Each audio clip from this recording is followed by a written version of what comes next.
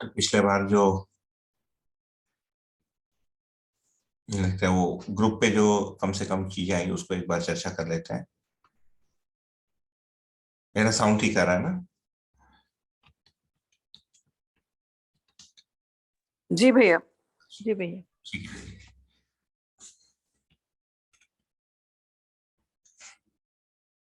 यहाँ पर आया चेतना शब्द को दर्शन में कैसे रखा गया है।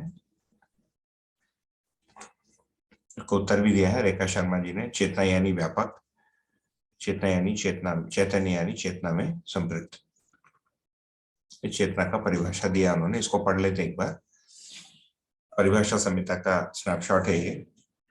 में लिखा है संज्ञान यथा ज्ञान विवेक विज्ञान संपन्नता, ज्ञान साम्य ऊर्जा ईश्वर परमात्मा शून्य निरपेक्ष शक्ति, चैतन्य होने के कारण चेतना जीवनी क्रम जीवों में एवं भ्रमित मानव में जीव चेतना, जागृति पूर्वक मानव चेतना, देव चेतना देवी चेतना, समझ पूर्णता सहज प्रमाण परंपरा ही चेतना है। तो ये बहुत ही एक महत्वपूर्ण शब्द है दर्शन में, बहुत महत्वपूर्ण अवधारणा भी है। हमको उसको ठीक से मुझे लगता है चर्चा भी करना चाहिए, बाद में भी सोचना चाहिए, हमारी समझ के लिए भी बहुत ही महत्वपूर्ण है। चेतना शब्द तो व्यापक वस्तु के अनेक नाम दिए हैं। नामकरण को देखेंगे व्यापक वस्तु का तो इकाई के संदर्भ में, क्योंकि इकाई क्रियाशील है, यह क्रिया को ही इकाई नाम दिया है। तो अभी हम यदि मानव को देखें या हम ही लोगों को देखें तो हमको क्रिया समझ में आता है। आप एक क्रिया है, मैं एक क्रिया हूँ, एक कुत्ता क्रिया है, सामने पेड़ एक क्रिया है। क्रिया के अलावा जो अस्तित्व है, वास्तविकता है, उसको शून्य नाम से इंगित किया। पहले खाली स्थान के रूप में दिखता है, ऐसे हमारे और पेड़ के बीच जो जगह है ये खाली स्थान के रूप में पहले ज्ञात होता है।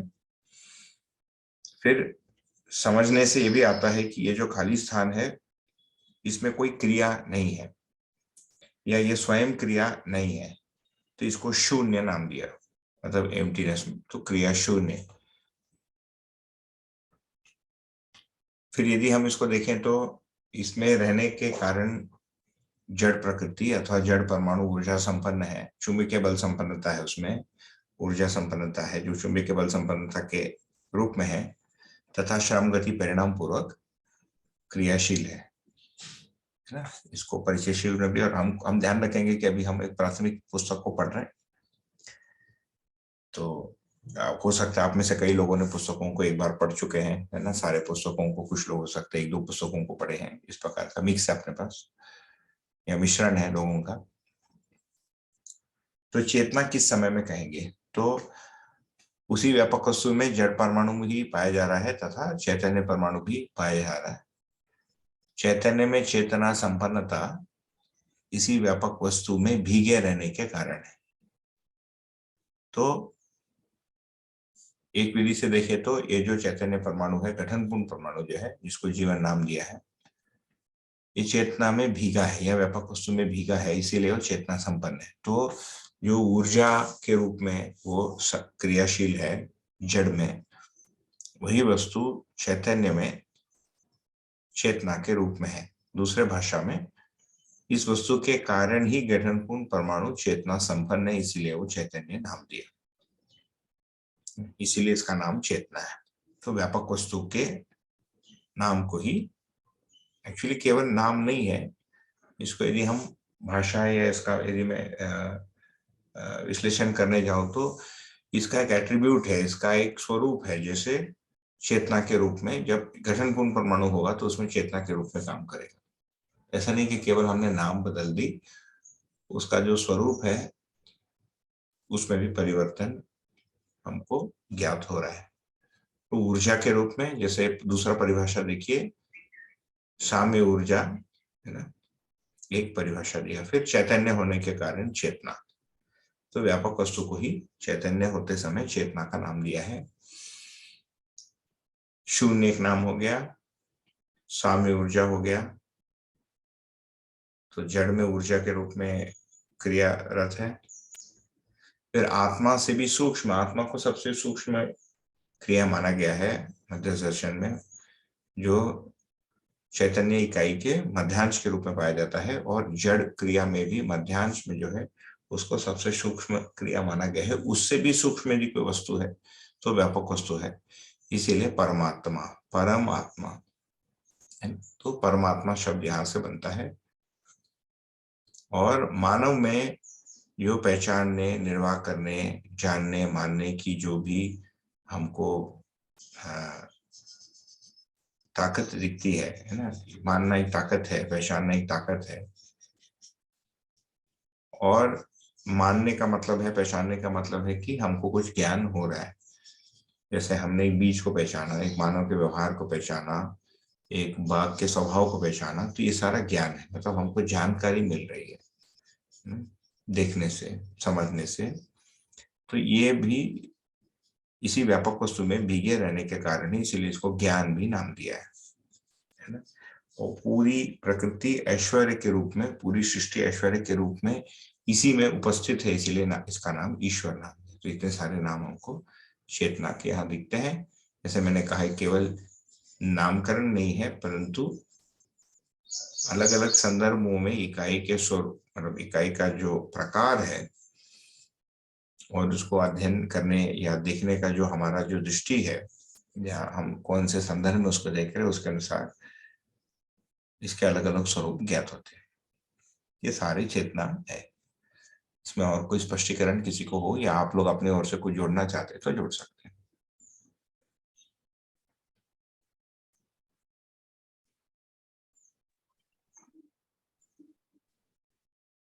ये बहुत ही महत्वपूर्ण बिंदु है, क्योंकि इस बिंदु पर आदर्शवाद, या जैसे भारतीय, कम से कम पारंपरिक, इसको ईस्टर्न थॉट, ईस्टर्न फिलोसफी बोलते हैं, या इंडियन फिलोसफी बोलते हैं, या अध्यात्मवाद है, यहाँ पर भिन्न पोजीशन है उनका।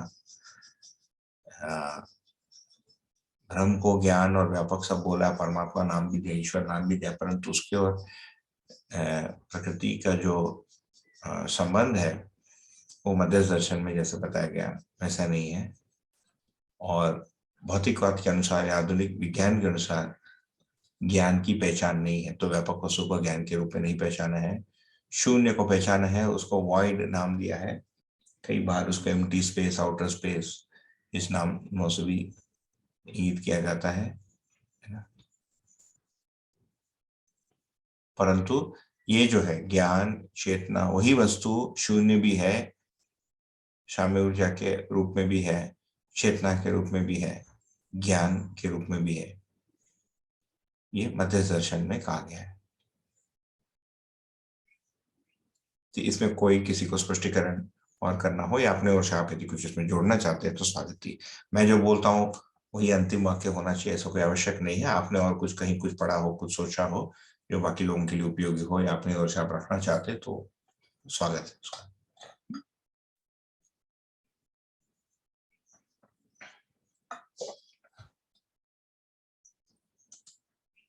आज पूना में हम लोगों ने एक मनन गोष्ठी किया। हम लोग 10 लोग मिले, जो लोग दर्शन को कई वर्षों से पढ़ भी रहे हैं, पढ़ा भी रहे हैं। तो अभी आज 10 से 5, 5:15 तक वो सत्र चला, उसको पूरा करके सीधा इसमें आ गए। ये 5 दिन चलेगा अभी।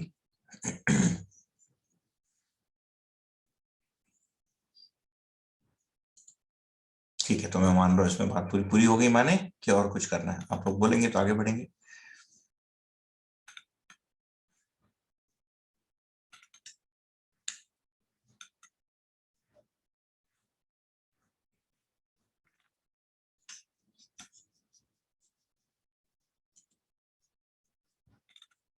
साउंड तो आ रहा है ना बीबी, कि बंद हो गया? जी भैया आ रहा है, आगे बढ़ सकते हैं। ठीक है, धन्यवाद। तो एक और एक आया था कि ये बहुत सारा डिसअपियरिंग चैट वाला चर्चा चला। अब शब्बार जी ने लिखा है विचार और तर्क। किसी ने इसका उत्तर दिया क्या अभी तक? नहीं। तर्क को स्वयं पूर्वक जांचना है, लिखा है किसी ने। ठीक है, मैं इसको, ये शायद थोड़ा मिस हो गया मेरे से।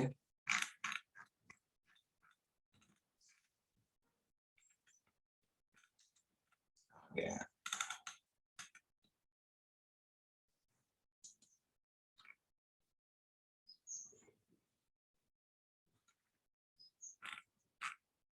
Where is this question? Shabar ji का कहीं गोल हो गया, 1 मिनट। इसीलिए निवेदन भी था, बीच बीच में मैं बोलते रहता हूँ, इसमें आप शिविर सूचना मत पोस्ट कीजिए, क्योंकि हमारा रिकॉर्ड है, इसमें फिर जंक बहुत सारा आ जाता है। ठीक है, इन्होंने लिखा है विचार और तर्क श्रद्धेय बाबा जी के साथ एक संवाद से लिया गया है। विचार का एक छोटा सा भाग तर्क है, स्वीकृति के लिए निष्कर्ष पर पहुंचने के लिए तर्क है, निष्कर्ष को जीने में उतारने के लिए तर्क है। अभी हम विचार को प्रश्न में उलझाने के लिए तर्क को लगाते हैं, फिर तर्क के लिए तर्क का प्रयोग करते हैं, वह कभी निष्कर्ष तक पहुंचता नहीं है। ठीक, तर्क का मतलब क्या है ना, इंग्लिश में हम तर्क को लॉजिक बोलते हैं।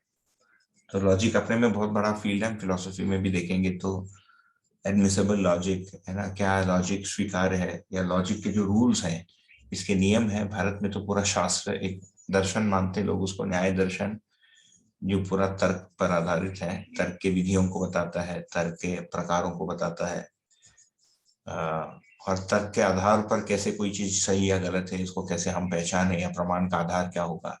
प्रमाण का मतलब सच्चाई जो है ना, what is the basis for the truth, इसको फिर न्याय दर्शन में भारत में काफी विस्तार से उपयोग किया गया है। विचार और तर्क क्या है, अभी मध्य दर्शन में देखेंगे तो मन, वृत्ति और चित्त क्रियाओं के बारे में हम अभी बात कर रहे हैं अधिकांश।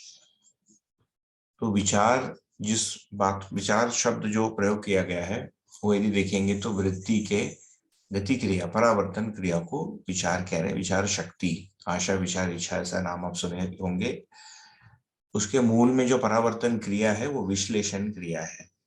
विश्लेषण का मतलब एनालिसिस, या कई लोग ऐसे भी उसको व्याख्या देते हैं कि जो श्लेष है, मतलब जो चिपका है, उसको अलग अलग करना। तो वृत्ति को सोचेंगे, इसको यदि हम, अच्छा इंटरनेट कनेक्शन अनस्टेबल बता रहा है, ठीक है, मैं जस्ट क्विक पॉज कर रहा हूं क्योंकि बीच में अनस्टेबल होने से वो कट जाता है साउंड। ठीक, तो कुल मिलाकर यदि देखेंगे तो हर विचार तर्क नहीं है। फिर तर्क संगत होना है ना, कोई भी बातचीत तर्क संगत होना मतलब लॉजिकली एमिएबल होना, लॉजिकली कंसिस्टेंट होना, ये भी हमारी एक अपेक्षा रहती है। उदाहरण के रूप में यदि हम बोले कि हर मानव में जीवन समान है, फिर हम बोलते हैं कुछ मानवों का ये लक्ष्य होता है, अन्य मानवों का अलग लक्ष्य होता है। सुनने वाला क्या कहेगा कि आपकी बात तर्कसंगत नहीं लगती है। हम पूछेंगे क्यों, फिर वो कहेगा कि यदि सभी मानव में जीवन समान है तो सभी का लक्ष्य भी एक ही समान होना चाहिए। ये हो गया तर्क। This is a logical question या लॉजिकल असम्पशन, या एक ऐसी मान्यता, ऐसा असम्पशन जो तर्क पर आधारित है। मतलब ऐसा तर्क करने को पूछने वाला व्यक्ति सही मानता है। तो ये कैसे होता है, विचार पूर्वक ही होता है। कैसे विचार पूर्वक होता है, पहले हमने एक चित्र दिया हर मानव में, या एक अवधारणा दी हर मानव में जीवन समान होता है। फिर दूसरा वाक्य आता है कुछ मानवों का, परंतु कुछ मानवों का फलाना लक्ष्य होता है, अन्य मानवों का फलाना लक्ष्य होता है। इन तीनों चीजों को हम कहते हैं कि ये एक से दूसरा का उत्तर निकालना चाहिए, दूसरे से तीसरे का संबंध निकालना चाहिए। यदि वो संबंध कहीं भी कटता हुआ हमको लगता तो हम बोलते हैं ये लॉजिकली कंसिस्टेंट नहीं है। अभी भी जो बच्चे, मुझे याद है 2001 में मैं इंडियन इंस्टीट्यूट ऑफ मैनेजमेंट के entrance exam common admission test के लिए बैठा था, तो उसमें लॉजिकल रीजनिंग, LR बोलते हैं, पता नहीं आजकल होता है कि नहीं, लॉजिकल रीजनिंग की एक पूरी वो होती थी सेक्शन, है ना। एक उदाहरण है तर्क का, बिकॉज इस बात को समझने के लिए पहले तर्क क्या है इसको हमको थोड़ा सा चर्चा कर लेनी चाहिए, तभी विचार और तर्क में थोड़ा अंतर को भी हम लोग थोड़ा सा एक्सप्लोर कर पाएंगे। जैसे उसमें इंग्लिश में लिखेंगे कि ऑल मेन आर मॉर्टल्स, है ना। फिर लिखेंगे ऑल एनिमल्स आर मॉर्टल्स। ठीक, मॉर्टल का मतलब जो जीता है। फिर तीसरा आपने लिख दिया hence all men are animals, first and second. तो ये बोलेंगे नहीं, ये लॉजिकली कंसिस्टेंट नहीं है। क्यों? क्योंकि सारे मानव मॉर्टल है, मतलब जीते हैं, मतलब कभी मरेंगे। मॉर्टल का मतलब कभी उसकी मृत्यु हो सकती है। फिर हमने देखा कि सारे जानवर भी ऐसे हैं, इसीलिए क्या सारे मानव जानवर हो गए? नहीं, all humans share the property of being मॉर्टल with all animals, है ना। ये पूरी उसकी सही भाषा बनी। ऐसे मैंने कोई एक वाक्य भी बनाया। तो ये जो होता है इसको हम बोलते हैं लॉजिकल रीजनिंग या तर्क। ठीक है, कोई भी वस्तु या कोई भी जो वाक्य है, कोई भी हमारी अवधारणा जो है, दो चार स्टेटमेंट किसी एक अवधारणा पर आधारित है, तो क्या वो एक से जुड़ा एक है कि नहीं, is it following the rule of logic. ये कैसे तय करते हैं, ये वृत्ति द्वारा तय होता है। हाँ, तो वृत्ति का एक जो फंक्शन है, वृत्ति के अनेक फंक्शंस हैं, मतलब अनेक उसके कार्य रूप है जीवन में। एक कार्य रूप है कि एक चित्र और दूसरे चित्र में अंतर संबंध, और एक वाक्य और दूसरे वाक्य में अंतर संबंध, और वो सही है या गलत है इसको पहचानना, ये हम तर्क पूर्वक पहचानते हैं। जैसे हम बोलते हैं, अभी छोटे बच्चे भी तर्क करते हैं। वो क्या कर लेते हैं, जैसे हम बोलते हैं कि खाते समय टीवी मत देखो, तो फिर हम अगले बार हम लोग खाते समय देखते हैं, तो वो बोलता है कि तुम तो मुझे बोले खाते समय मत देखो, तुम क्यों देख रहे हो। तो हमने उसका उत्तर हम खुद देता है, मैं बहुत थका हुआ हूँ, जो थके हुए रहते हैं तो टीवी देख सकते हैं, इस बात को पकड़ लेता है। अगले बार वो वापस जब खाते हुए टीवी देखता है, हमने उसको टोका तो बोलेगा मैं थका हुआ हूँ इसीलिए मैं टीवी देख रहा हूँ। इससे क्या किया, उस तर्क को उसने पकड़ लिया, उस तर्क को वो फिर अपने हिसाब से उपयोग करता है। ठीक, सो तर्क किसी भी घटना के मूल में कारण को भी बताता है। जो भी परस्पर प्रभाव वाले घटनाएं हैं, हम आगे जाके और रूप गुण संवादन के बारे में चर्चा करेंगे तो चीजें और थोड़ी सी खुलेगी। सो तर्क जो है ये वृत्ति का एक क्रिया है, हर विचार तर्क नहीं है। उदाहरण के रूप में हम अपने माँ के साथ कुछ व्यवहार कर रहे हैं, कुछ बोलते हैं, तो कुछ हम सोचते हैं, है ना, शाम क्या खाना बनाएगी, नहीं नहीं पिछले बार तो तुमने ये बनाया था, फिर इसका क्वांटिटी इतना हो गया, आगे हम कैसा करेंगे, इस प्रकार का हम भाषा बोलते हैं। तो ये हो गया विचार। ठीक, ये तर्क अपने में नहीं। यदि हम अपने किसी बात को मनवाने के लिए या स्थापित करने के लिए, प्रूव करने के लिए कारण को ढूंढते हैं, तब वो तर्क के जगह जाएगा। तो ये विचार और तर्क में बेसिक जो अंतर तथा समानता दोनों ही वृत्ति में हो रहा है। तो विचार का एक, इसीलिए लिखा है यहाँ पर, विचार का एक छोटा सा भाग तर्क है। ये लाइन क्लियर होता है। स्वीकृति के लिए, निष्कर्ष पर पहुंचने के लिए तर्क है, ये भी क्लियर होता है। मतलब हम अपने कंक्लूजन पर पहुंचने के लिए, जिसको हम स्वीकार सकते हैं, उसके लिए तर्क सहायक है। जैसे जीवन है, शरीर है, जीवन है, इसका मध्य दर्शन क्या तर्क देता है, वो बोलता है देखो तुम्हारे में न्याय धर्म सत्य की जो आवश्यकता है वो निरंतर बनी रहती है, शरीर की कोई भी आवश्यकता निरंतर नहीं रहती। इसका मतलब तुम्हारे में जो न्याय धर्म सत्य की आवश्यकता है, या स्नेह सम्मान इत्यादि की जो आवश्यकता है, सुख शांति संतोष इत्यादि की, ये शरीर पर आधारित नहीं हो सकता, क्योंकि यदि ये शरीर पर आधारित होता तो ये निरंतर नहीं हो सकता, क्योंकि शरीर की निरंतरता नहीं। ये पूरा एक लॉजिकल सिस्टम दिया। इसको जब हम सुनते हैं, भले ही हमने जीवन को जीवन के रूप में नहीं देखा हो या नहीं समझा हो या स्वयं को इस रूप में नहीं पहचाना हो, इस बात को हम स्वीकार लेते हैं। क्यों? Because whole thing seems logically consistent. तो ये लॉजिकली कंसिस्टेंट या तर्क संगत या तर्क सम्मत कैसे हो गया? इस निष्कर्ष पर आने के लिए दर्शन जो है किन्हीं तात्विक मुद्दों को रख देता है और उसको तर्क से जोड़ के हमको बताता है। तो तर्क के माध्यम से हम उन तात्विक मुद्दों को देखने, समझने, स्वीकारने का प्रयत्न करते हैं। इसी का नाम है अध्ययन। किसी भी दर्शन को हम जब पढ़ने जाते हैं तो प्रक्रिया तो यही है, उसको सब पढ़ने के लिए। और मेरे अनुसार तो हम विज्ञान को भी पढ़ने जाते हैं तो वो भी ऐसे ही, कोई भी रियलिटी को स्टडी करने का सिस्टम। जबकि आप पोएट्री पढ़ने जाएंगे, है ना, या फाइन आर्ट्स करने जाएंगे, तो उसमें तर्क नहीं मिलेगा, है ना। आर्ट्स में तर्क, लॉजिक नहीं है।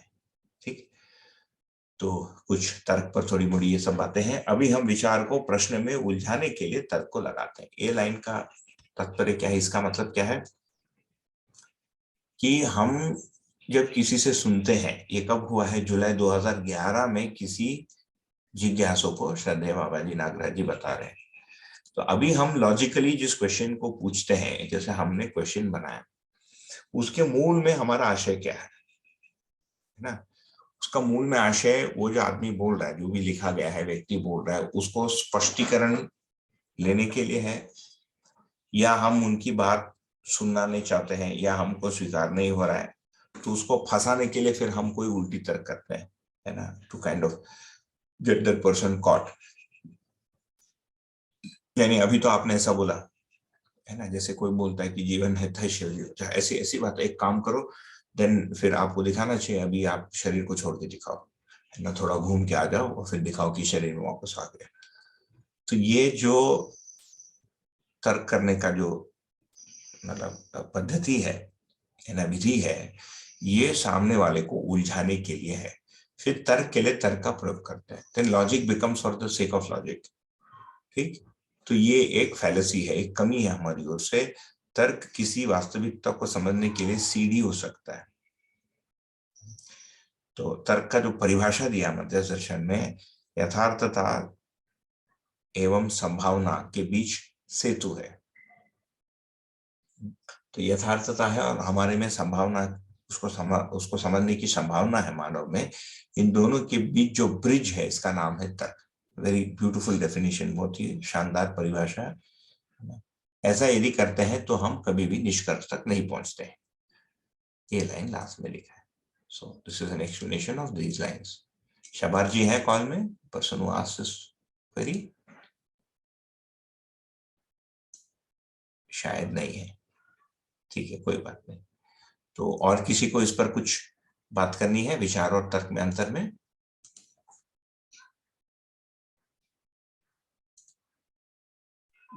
भैया सोच कहाँ पे आएगा इसमें? सोच, तो सोचना जो है, अभी सोच विचार शब्द का प्रयोग दर्शन में टेक्निकली मतलब वैसे दार्शनिक भाषा नहीं है ये। हम बोलचाल के भाषा में जो सोच विचार बोलते हैं वो चित्रण और विश्लेषण, विचार दोनों के कॉम्बिनेशन को सोच विचार बोलते हैं। मैं सोच के बताऊंगा। सोचने का मतलब है कंसिडरेशन। जो हम बोलते हैं कि सोच के बताऊंगा, मतलब उस घटना या संभावना को रखते हुए, उसमें उसको विश्लेषित करते हुए, विश्लेषण के अर्थ में जो भी निकलता है, उस संभावना को भी देखते हुए मैं कंसिडर करके आपको बताऊंगा। ये पूरा मिलके सोच विचार कहलाएगा। ठीक है भैया, थैंक यू। नागराज जी के साथ जो संवाद हुए हैं उसमें उन्होंने सोच विचार शब्द का प्रयोग किया गया है, पर दर्शन में सोच शब्द का प्रयोग नहीं है। और कोई इस पर? ये बढ़िया चीज है स्पष्ट करने के लिए, विचार और तर्क। देखिए ये सब इतने छोटे छोटे हमको लाइन लगते हैं, but these are points on which एक पूरी ब्रांच ऑफ फिलोसफी खड़ी है लॉजिक पे। लोग इस पर पीएचडी करते हैं, है ना। भारत में तो पूरा न्याय दर्शन है, नवे न्याय बोल के पूरा सिस्टम है। मनुष्य ने इतना लॉजिक किया, उसको मैं मतलब कभी देखा हूं, पढ़ने का प्रयत्न भी किया। Very hard to decipher it. आदमी का जो सोच विचारने का जो क्षमता है और जितने रूल्स ऑफ लॉजिक निकाले हैं, वेरी वेरी इंटेंस।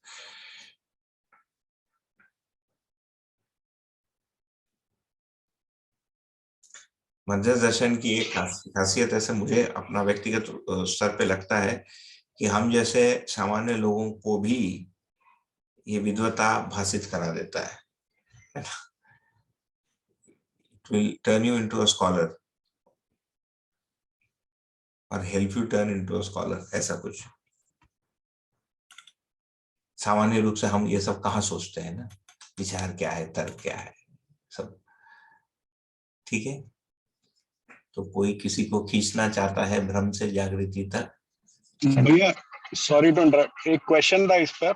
हाँ, ये तर्क का ऐसा कहीं ऐसा भी बोला है कि तात्विकता तक पहुंच जाता है, मतलब उसके आगे का अनुभव स्वयं ही करना होता है, ऐसा? ये जो आपने बोला सेतु है, ये वही वही। उसी हाँ, तो एक्चुअली क्या है, रियलिटी मतलब यथार्थता है वहां पर। यथार्थता के अनेक स्तर हैं, या वास्तविकता है। वास्तविकता और यथार्थता के अनेक स्तर हैं। इसको बहुत ही सामान्य रूप से हम एक व्यवहारिक ढंग से भी समझ सकते हैं। जैसे मान लीजिए आप और मैं व्यवहार करते हैं ना, we interact with each other. एक तीसरा आदमी आके हम दोनों के बीच की बातचीत को देखता है। आप चले गए, फिर वो तीसरा आदमी मुझे आके बोलता है कि देखो ये आदमी बात तो बढ़िया करता है, पर मुझे लगता है ये आदमी इतना स्ट्रेट फॉरवर्ड नहीं है। ये उसको भास होता है, ठीक। जबकि बातों में आपने कोई भी क्रुकट शब्द नहीं बोली, ठीक, परंतु बात करने का जो स्वरूप है, उसमें जो भाव भंगिमा मुद्रा है, उनको कुछ उसमें अन्यथा भास हो जाता है। इसका मतलब क्या हुआ कि वास्तविकता का एक पक्ष तो इंद्रियों के सीमा में आता है, क्योंकि आप जो भाषा प्रयोग कर रहे हैं वो इंद्रिय मूलक है। हिंदी होगी, मराठी होगी, गुजराती होगी, तमिल होगा, कुछ होगा, उसको मैं सुनता हूँ, उसका कोई अर्थ है, वो मीठा है, अच्छा है, परंतु आपका मुद्रा भंगिमा या उस पूरे भाषा की जो स्ट्रक्चर को देख के एक आदमी एक अलग निष्कर्ष निकाल ले, तो हम मान लेते हैं फॉर अ मोमेंट कि वो सही है।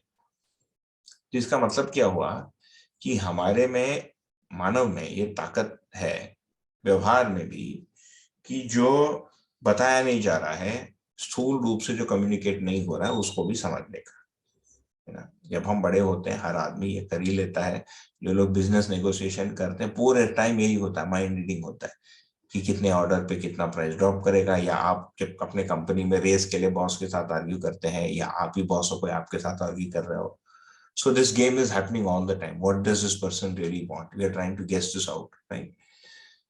या how to manipulate, या हमको जो चाहिए हम कैसे करें। ये क्या हो रहा है, इंद्रिय मतलब सेंसरी इनपुट के अलावा यथार्थता को जानने का या एक्सेस करने का एक ताकत हमारे में है। फिर उसको जो भी हमको सही लगता है, जो हमने ऑब्जर्व किया और जो मान लेते हैं आभास होता है, हमको इंट्यूशन, उसको यदि हम नाम दे देते हैं, इंट्यूटिवली हमको जो लगा, उसको एक्सप्लेन करने के लिए फिर हम लॉजिक का उपयोग करते हैं। हमको कुछ आभास हो जाता है, फिर उसको हम तर्क पूर्वक बताते हैं कि I feel this person is not trustworthy because so and so, so and so, so and so, so and so, so and so.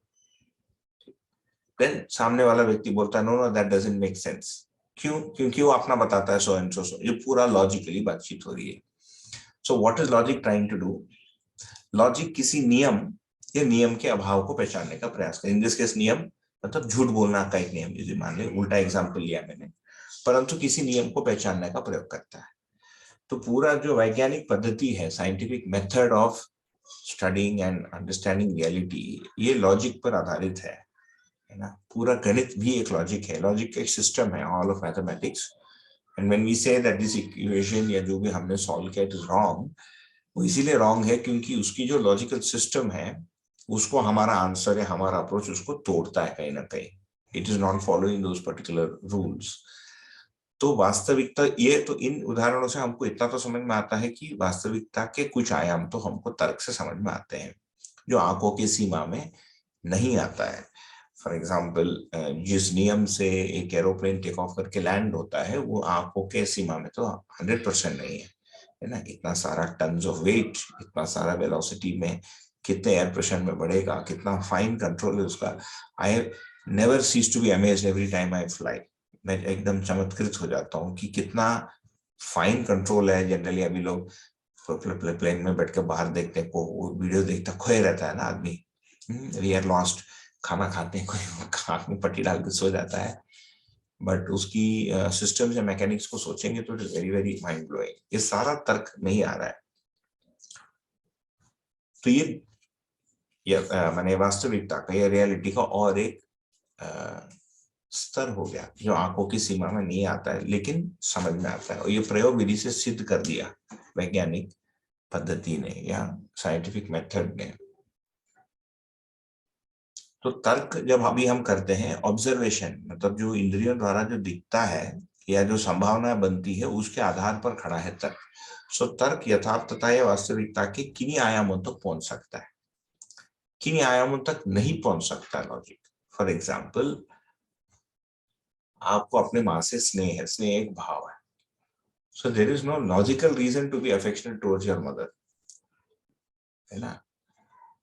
Because you can argue logically कि भाई I am affectionate towards her because she was affectionate towards me, but that logic will fail because you will find that there are many conditions जहां पर the mother was not affectionate towards you but you are affectionate towards a mother, या जिन चीजों के लिए माँ affection दिखाती थी उससे भिन्न चीजों के लिए मैं स्नेह का प्रदर्शन करता हूँ, तो यहाँ आके लॉजिक समाप्त हो जाता है।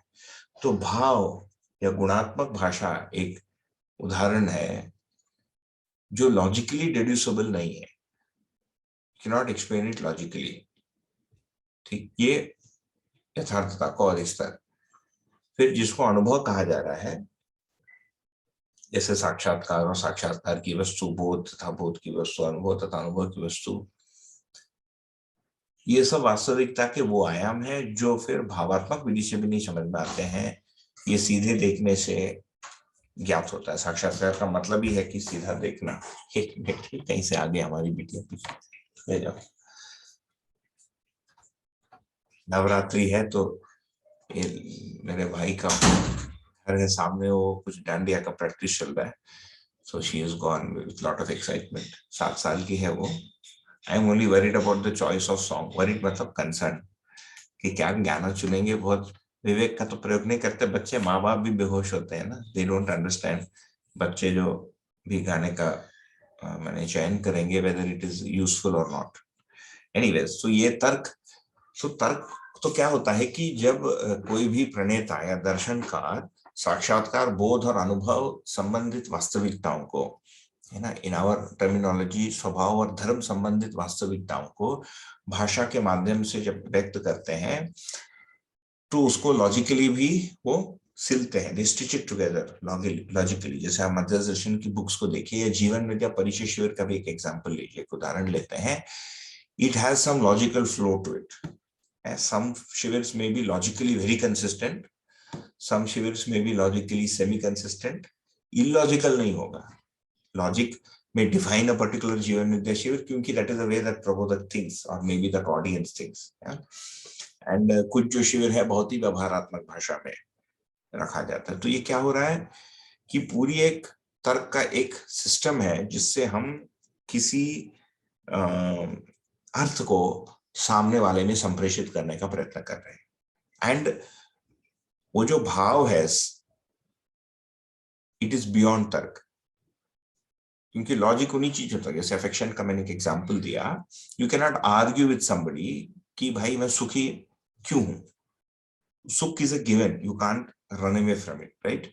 इनफैक्ट बहुत सारे परिचय शिविर में यही बहुत सारी बहस होती है तर्क के आधार पर, स्पेशली जो लोग थोड़े तर्क शास्त्री होते हैं, है ना। मैं एक शिविर में था तो एक आदमी ने, रेने डेकार्टी बोल के एक फ्रेंच फिलोसोफर हुए थे, उनका एग्जाम्पल लिया और ये बोला कि ये बहुत पहले की बात है, दिस मस्ट बी 2005 इन हैदराबाद। तो बात को हो गया 17 साल हो गया इस बात को। एक स्टूडेंट था वहां का, तो मैं भी बैठा था, दैट वाज माय सेकंड परिचय शिविर, आई रिमेंबर नाउ। तो वो बोलता है कि रेने डेकार्टी ने तो बोला कि I think therefore I am, है ना। तो वो बोलता है कि फिर उसने एक उदाहरण लिया, and I think he took the example of a fridge, कि यदि आप सोचते हो कि नहीं पता करना, is like opening a fridge, है ना। कि जब फ्रिज खुलता है तभी आपको अंदर दिखता है, जब तक आप फ्रिज को खोलते नहीं हो आपको अंदर दिखता नहीं, ऐसा कुछ वो बोला। तो जो पढ़ा रहे थे उन्होंने उत्तर दिया कि या but what if you are sitting inside the fridge. यदि आप स्वयं ही फ्रिज के अंदर बैठे हो तो आपको अपने विचार देखने के लिए दरवाजा खोलने की जरूरत नहीं है। मतलब कुल मिलाकर उसका तर्क यहां से आ रहा था कि हम सोचते हैं, ये देखने के लिए सोचना पड़ता है, वो सोच अपने में एक विचार हो जाता है, जबकि वो विचार के पहले हम सोच नहीं रहे हैं, इसीलिए हम कभी भी सोचते हैं कभी नहीं सोचते, ये कंटिन्यूस नहीं है। ये उसका तर्क था, logic. So see, this is logic, but the fact that you think is about logic. आपको लॉजिकली डिड्यूस नहीं करनी, एक सीमा तक आपको करना पड़ता है कि आपका विचार होता है, ये लॉजिकली मैं आपको बताता हूँ। आप बोलते नहीं नहीं आपको कैसे पता है, मैं सोचता हूँ। बोलता देखो आपको यहाँ से वहां जाना है, आपको शादी करनी थी, आप सोचिए। ऐसे 10 उदाहरण हम लेते हैं। यदि आप सोचते नहीं तो ये नहीं होता, वो नहीं होता। ये सारा लॉजिक के द्वारा हम लॉजिक होता है ये कम्युनिकेट कर रहे हैं। परंतु विचार सीधे भी दिखते हैं, हमको पता है, के लिए बीच में तर्क लाने की आवश्यकता नहीं है ना। या गुस्सा आता है हमको, क्रोध होता है। बच्चा, आपका छोटा बच्चा, बहुत सारे लोगों के छोटे बच्चे होंगे, बात नहीं सुनता है, पत्नी बात नहीं सुनती है ना, या पति बात नहीं सुनता है, हमारे अंदर कोई ग्रंथि है, गुस्सा आ जाता है। वो जो गुस्सा है वो सीधा अनुभव है। And I'm taking the example of anger because all of us experience it. It's easy to access it. उसमें there is no logic. ये समझ में आता है? किसी घटना या भाव या वस्तु या वास्तविकता को देखना तथा उसको देखने योग्य तर्क को प्रयोग करना देखने के लिए। भैया, हाँ जी,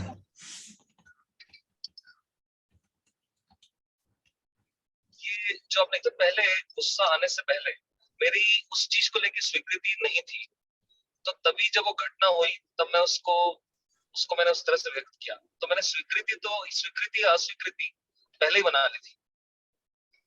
जब घटना हुई तब मैंने उसको एक्सप्रेस किया गुस्से के फॉर्म में, बट स्वीकृति अस्वीकृति मेरी पहले ही फॉर्म हो चुकी थी।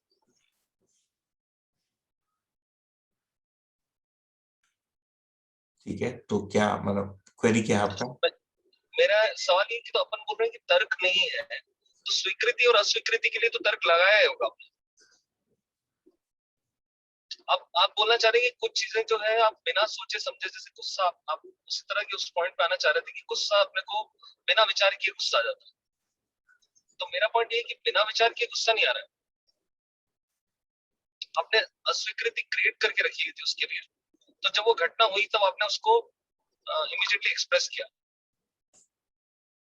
ठीक है ना, मैं तो ये उसके एक्सेस जो है आपने, हाँ नहीं, अभी अभी जस्ट बात हुई थी इसके थोड़ी देर पहले, विचार और तर्क में भेद, जो आप ही ने वो रखा है ना। यस, हाँ, मेरा ही समझ रहा। ठीक है, तो अभी अभी तर्क और विचार में भेद है। तो विचार का एक छोटा सा भाग तर्क है, पहले यहाँ हम चर्चा कर चुके हैं इसको, है ना।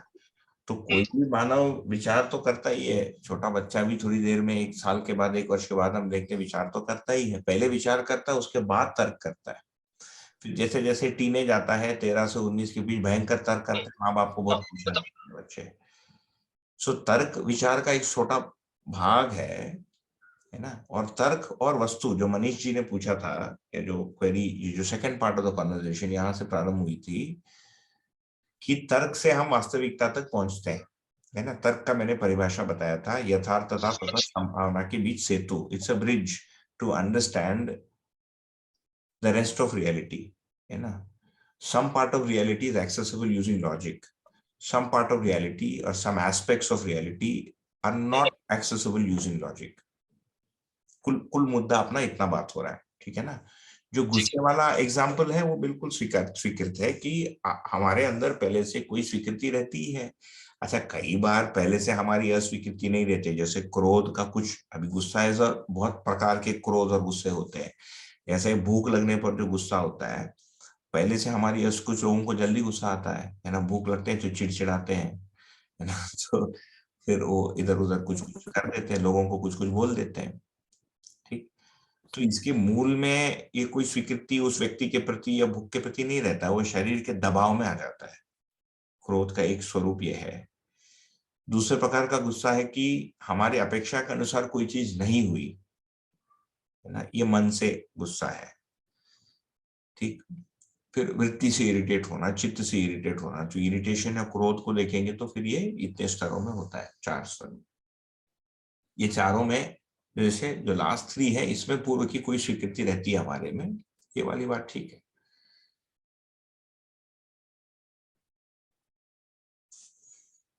कोई और बात कर रहा था क्या? इस पर जितना समय देना हम दे सकते हैं। As you can see we are not in a hurry. हम लोग, क्योंकि समझने की एक गति होती है, इसमें बहुत रश वश करने से बहुत कुछ निकलता नहीं है। जितना बात करना चाहते हैं हम इस पर बात कर सकते हैं। भैया, जैसे आपने अभी कहा कि विचार का एक छोटा कंपोनेंट तर्क होता है, तो विचार को सम प्लस और क्या क्या है, और तर्क का मतलब बाकी इंग्रेडिएंट क्या क्या है? आपकी आवाज थोड़ी सी कट गई, फिर बोलेंगे। विचार में, जैसे आपने कहा कि विचार का एक छोटा भाग तर्क है, तो विचार का इक्वेशन कैसे लिख सकते हैं? तर्क प्लस और क्या क्या लिखना पड़ेगा उसमें? विचार के इक्वेशन,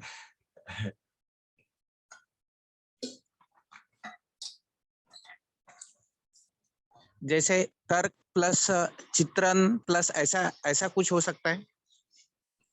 देखिए, विचार को यदि देखेंगे तो जीवन में वृत्ति नामक क्रिया का परावर्तन, जो क्रिया है, विश्लेषण, उसका नाम है विचार शक्ति। विचार शक्ति नाम दिया है विचार शक्ति। एक बार और रिपीट कीजिए भैया, मैं सुन नहीं पाया।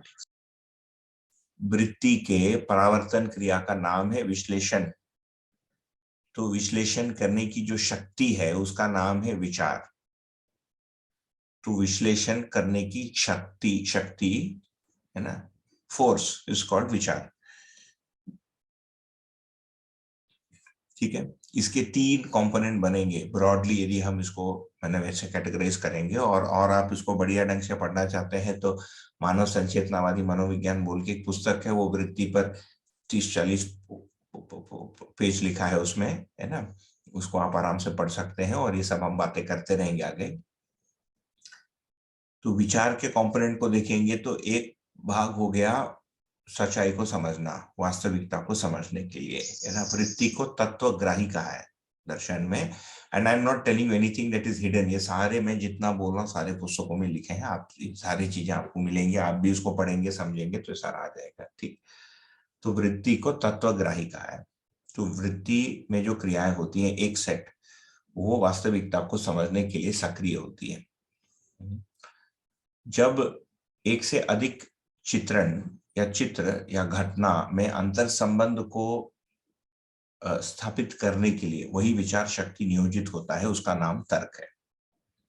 सो what does logic do, and this is my take on it, है ना। ये दर्शन में ऐसा लिखा है, ये नहीं मैं कह रहा हूं, उसके आधार पर बता रहा हूं। एक से अधिक चित्रों में बीच अंतर संबंध या भेद या डिफरेंस या सिमिलैरिटी को एस्टैब्लिश करता है वृत्ति, या एक से अधिक बाहर जो घटनाएं हैं। ठीक, इसको परंपरा में भी अनुमान प्रमाण जैसे विचार एक उदाहरण देते हैं। जैसे बोलते हैं कि जैसे प्रमाण पर बात छोड़ देते हैं अभी, नहीं तो कॉलेज चेंज हो जाएगी। बट उदाहरण के रूप से विचार कैसे काम करता है, जहां मतलब उसको तर्क बोले कि नहीं बोले, विचार और तर्क में एक फाइन लाइन है। जैसे एक पहाड़ है, बहुत फेमस एग्जाम्पल है, पहाड़ से दूर से आप देखते हो तो धुआं निकल रहा है, तो आप ये निष्कर्ष पर पहुंचते कि उसमें आग जलती है। क्यों? पहले से आपके पास डेटा पॉइंट है कि आग जब जलती है तो धुआं निकलता है। तो उस धुएं को देखकर हम फिर ये स्वीकारते हैं कि ये इसमें आग जल रहा है। ठीक, नाउ वी नो, एंड ये इसको सही माना जाता है, राइट। नाउ वी नो कि बिना आग के भी धुआं होता है। बहुत सारे ऐसे केमिकल्स हैं जो अभी ये जब तर्क बनाया था उस समय बनाया था जब इस प्रकार के केमिकल्स का आविष्कार नहीं हुआ था। तो ये विचार के नियोजन का एक माध्यम है। तो हम वास्तविकता को समझते हैं क्योंकि वहां पर आग जल रहा है, बिना आग को देख के बोलना ये ज्ञान है, ये ज्ञान अवस्था की इकाई करता है। ठीक है ना। या उसके स्प्रेड को देखकर नीचे कितना एकड़ में जल रहा है वो भी बता देगा आदमी, ये भी एक ज्ञान है। पहचानना भी एक ज्ञान ही है ना। तो वृत्ति की क्रिया वास्तविकता को पहचानने में सक्रिय रहती है। एक सेट ये है। दूसरा, उसमें भाव वाला भी पक्ष है। स्वयं के प्रति कुछ स्वीकृतियां होती है, ये भी विचार क्रिया में ही होती है। जैसे शांति और दया एक आचरण है वृत्ति की क्रिया का। ठीक है, तो शांति मेरे अंदर की एक स्वीकृति की स्थिति है। ठीक है, तो ये दूसरा स्वयं के प्रति भाव। फिर तीसरा सेट है जो विचार में है दूसरों के प्रति भाव। फॉर एग्जाम्पल गौरव और सरलता, ये वृत्ति की क्रिया है। ठीक है ना। विश्वास और ये सहकारिता, सहभागिता है ना, सहयोगिता, ये भी वृत्ति की क्रिया है। So these are examples of आचरण। तो भाव कुछ होता है विचार में जो लॉजिक नहीं है उसमें। ठीक, जैसे कृतज्ञता और सौम्यता, ये भी वृत्ति की क्रिया है। कृतज्ञता क्या है? किसी ने आपको मदद किया, उस व्यक्ति की स्वीकृति हमारे में हो जाती है। रिमेंबर कि ये सारे हमको ध्यान में रखना चाहिए कि सारी क्रियाएं चित्त के साथ ही काम करती है। अलग से कोई जीवन क्रिया बात करते समय अपन एक एक ही बात करेंगे, एक एक ही बात कर सकते एक समय में, परंतु मिलकर है सारी चीज जो भी हो रही है। तो किसी ने हमको मदद किया, इसकी स्वीकृति हमारे में है। उसको जब भी हम स्मरण करते हैं तो हमारे अंदर जो भाव बनता है उसका नाम है कृतज्ञता। मदद किया मतलब एक सब्सटैंशियल मदद। आई एम नॉट सेइंग कि किसी ने आपको शेविंग की रेजर पकड़ा दी, है ना, ये तो आप समझते ही हैं। तो जीवन के स्तर की जो कृतज्ञता है इस रूप से आती है। So this is not logic, ये वृत्ति में हो रहा है। ये आप एक्चुअली किसी व्यक्ति के प्रति समझ की स्वीकृति है ये।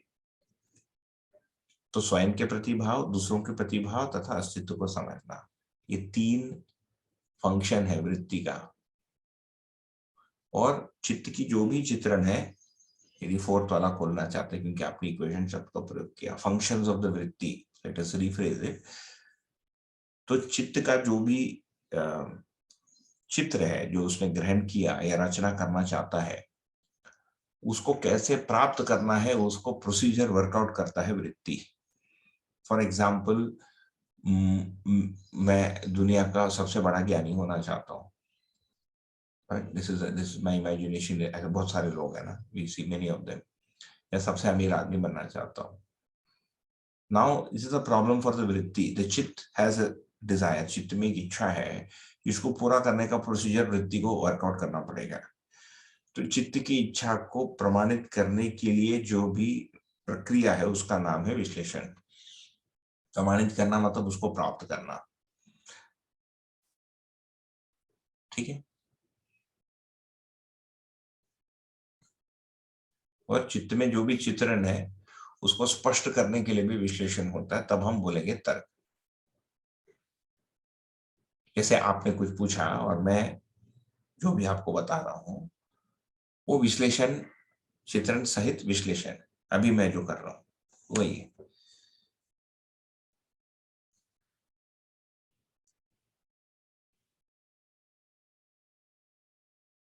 ठीक है। ये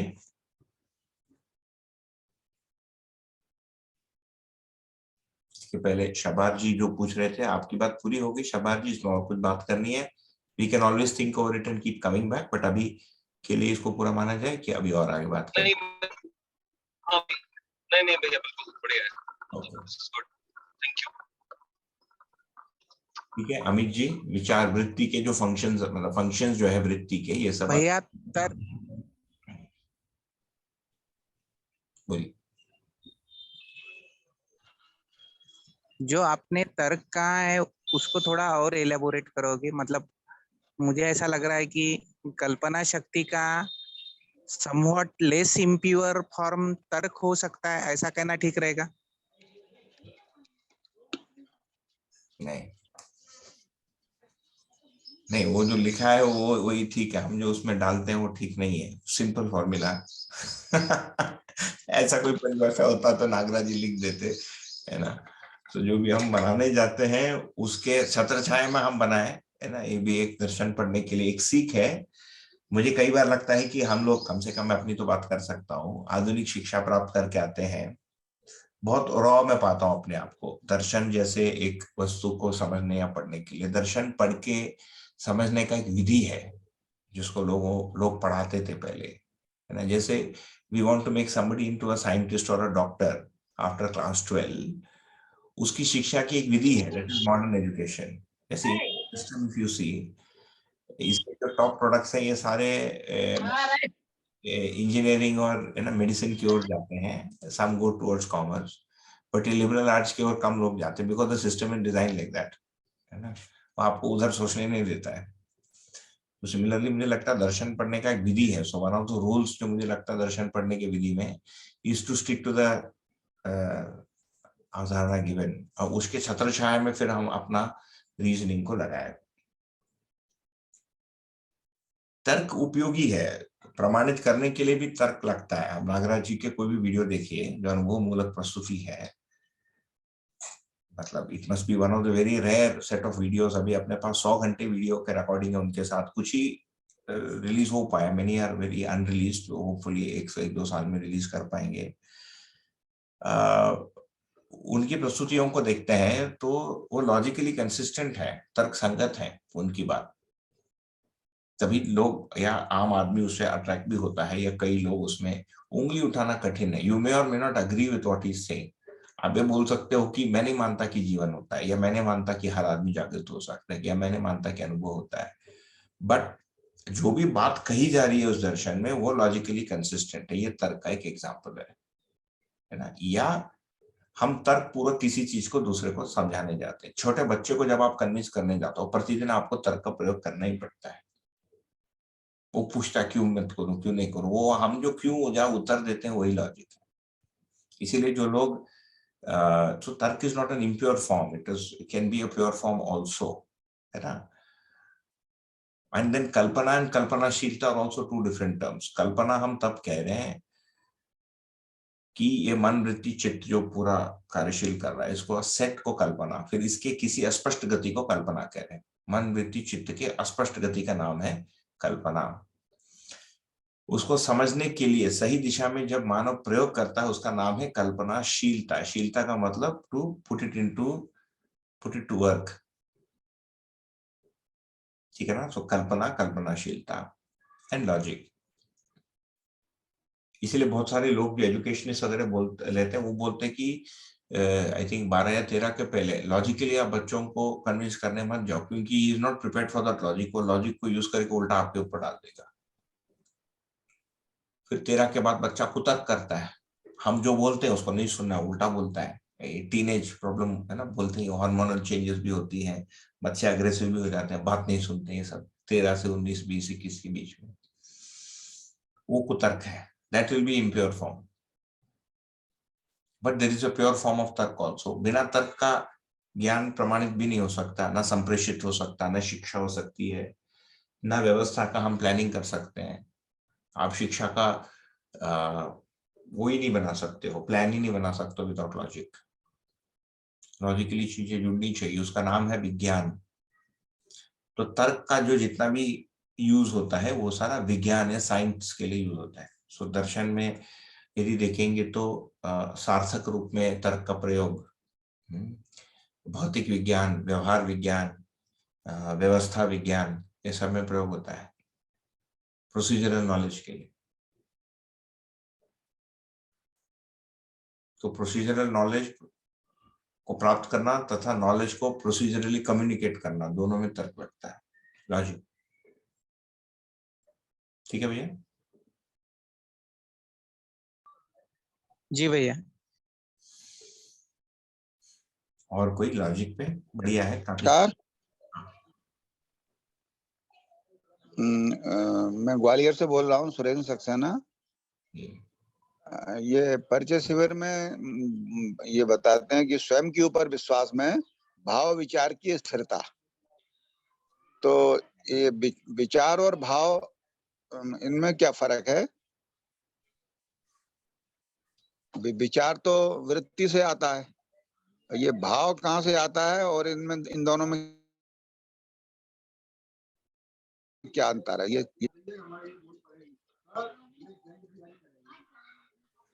तो विचार एक बहुत विशाल क्रिया है, जो जैसा अभी भी बताया कि हमारा कोई इंद्रिय अनुभव होता है। इंद्रियों के माध्यम से हम किन्हीं चीजों को अनुभव करते हैं, है ना, देखते हैं, फिर उस पे उसके ऊपर हम सोचते हैं।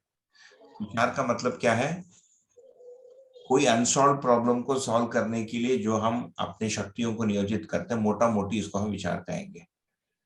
जैसे चित्त में आपके पास एक क्वेरी है कि मैं ज्ञान कैसे होगा, या दुनिया कैसे सुधरेगी, ये दुनिया में मानवीयता कैसे होगा, या व्लादिमीर पुतिन को कैसे रोके, या बिना बम डाले एक वॉर को कैसे बंद करें। दीज आर ऑल प्रॉब्लम्स जिसमें विचार शक्ति का नियोजन होना पड़ेगा। तो विचार शक्ति जब नियोजित होता है तो पूर्व के अनुभव, तर्क, है ना, संभावना, व्लादिमीर पुतिन को बोलने से वो मानेगा कि नहीं मानेगा, क्या करने से मानेगा, क्या नहीं करने से नहीं मानेगा, ये सारे कंडीशंस को फिर हमको कल्पना में लाते हैं। हर आदमी इसको करता प्रतिदिन। ये सारा विचार शक्ति का नियोजन है। ठीक, एक क्लियरली विचार जैसे देखते हैं तो बहुत एक विशाल एक क्रिया है हमारे में। हर मानव विचार करता ही है, बिना विचार का शिक्षा है ही नहीं। कोई भी विचार, जो छोटे बच्चे होते हैं ABCD रटाते हैं क्लास 1 में, वहां कोई विचार शक्ति का प्रयोजन नहीं है उस पर्टिकुलर घटना में, बट वो क्लास के बाहर वो बच्चा विचार करता ही है। ये सारी चीजें हैं। भैया बताइए भैया, एक अभी आप जैसे छोटे बच्चे का कह रहे हैं, एग्जाम्पल है, मैं बहुत छोटे बच्चे का एग्जाम्पल देना चाह रही हूँ यहाँ पर। 3.25 साल की है और मेरे से वीडियो कॉल पे बात कर रही थी, और उसने मुझसे पूछा, दादी आपके साथ कौन है अभी? तो मैंने बोला कोई नहीं है। पूछा सब चले गए? मैंने कहा सब चले गए। अब देखिए उसको यहाँ पर ना तसल्ली नहीं हुई, सब चले गए। उसने मुझसे पूछा क्यों चले गए? तो फिर मैंने बोला किसी को उसका बेबी रो रहा था, किसी को अपने डॉगी को खाना खिलाना था, अब आ गया तो क्यों चला गया, and my grand mother is alone, सब लोग किसी काम से बाहर चले गए, और उसको वहां पर तसल्ली हो गई इस पूरे से। मतलब इतने छोटे बच्चे में भी एक विचार आया कि दादी अकेली हैं, और उस पे उसने तर्क करके पूछा मुझसे कि क्यों छोड़ के चले गए। तो ये इतने छोटे बच्चे में भी वो तर्क जो है कैसे दिखता है, मतलब छोटी छोटी घटनाओं में भी हमको दिखता है। बस मैं ये शेयर करना चाह रही थी। वही तो अभी आपने जो उदाहरण लिया, इसमें जो छोटा बच्चा कर रहा है, ये विचार बहुत अच्छा, ये विचार का प्रयोग है, तर्क का प्रयोग नहीं है, है ना। वो विचार पूर्वक तर्क कर सकता है। फॉर एग्जाम्पल, नेक्स्ट टाइम मेरी वो फोन करता है, we can use this example to see the difference between thought and तर्क, है ना, कि तर्क विचार का एक छोटा भाग है। क्यों और कैसे का जितना इंक्वायरी होता है, ये सारा वृत्ति का है।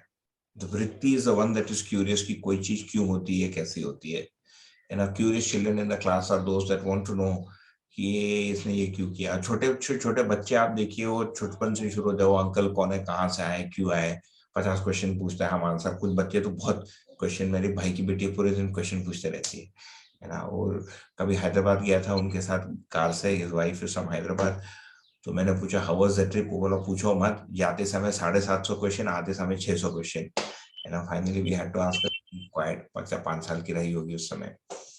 तो क्वेश्चन करना ये वृत्ति की क्रिया है। जो उत्तर प्राप्त हुए उसको दूसरे कंडीशन सिचुएशन में मैप करना या उसमें सिमिलैरिटी को ढूंढना, तब तर्क का प्रयोग होता है। जैसे आपने दे दिया, है ना, तो वो विचार की उसने क्वेरी किया, आपको क्वेश्चन किया, आपने उत्तर दे दिया, वो बच्चे में स्टोर हो गया।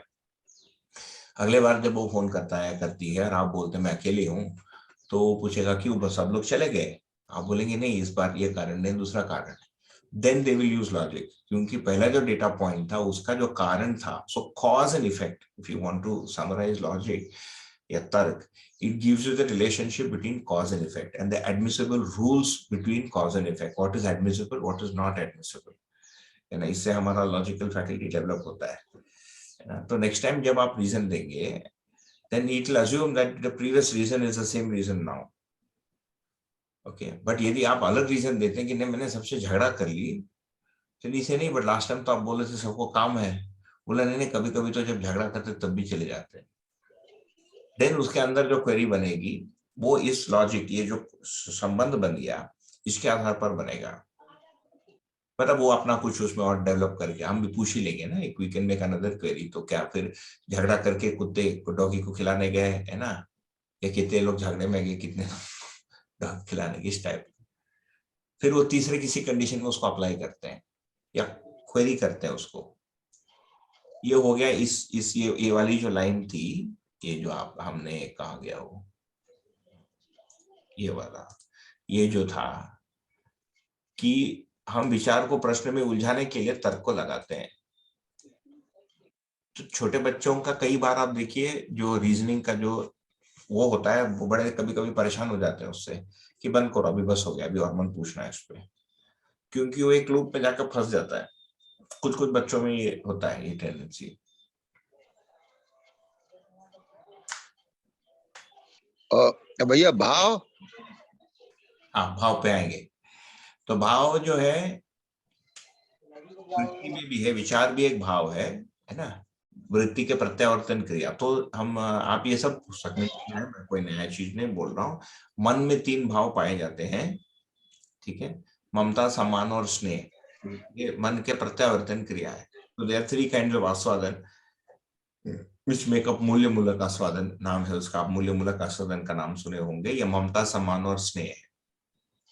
वैसे ही वृत्ति के प्रत्यावर्तन में 3 भाव है ना, कृतज्ञता, गौरव, और यहाँ चित्त में 3 है, प्रेम, श्रद्धा और ये वात्सल्य।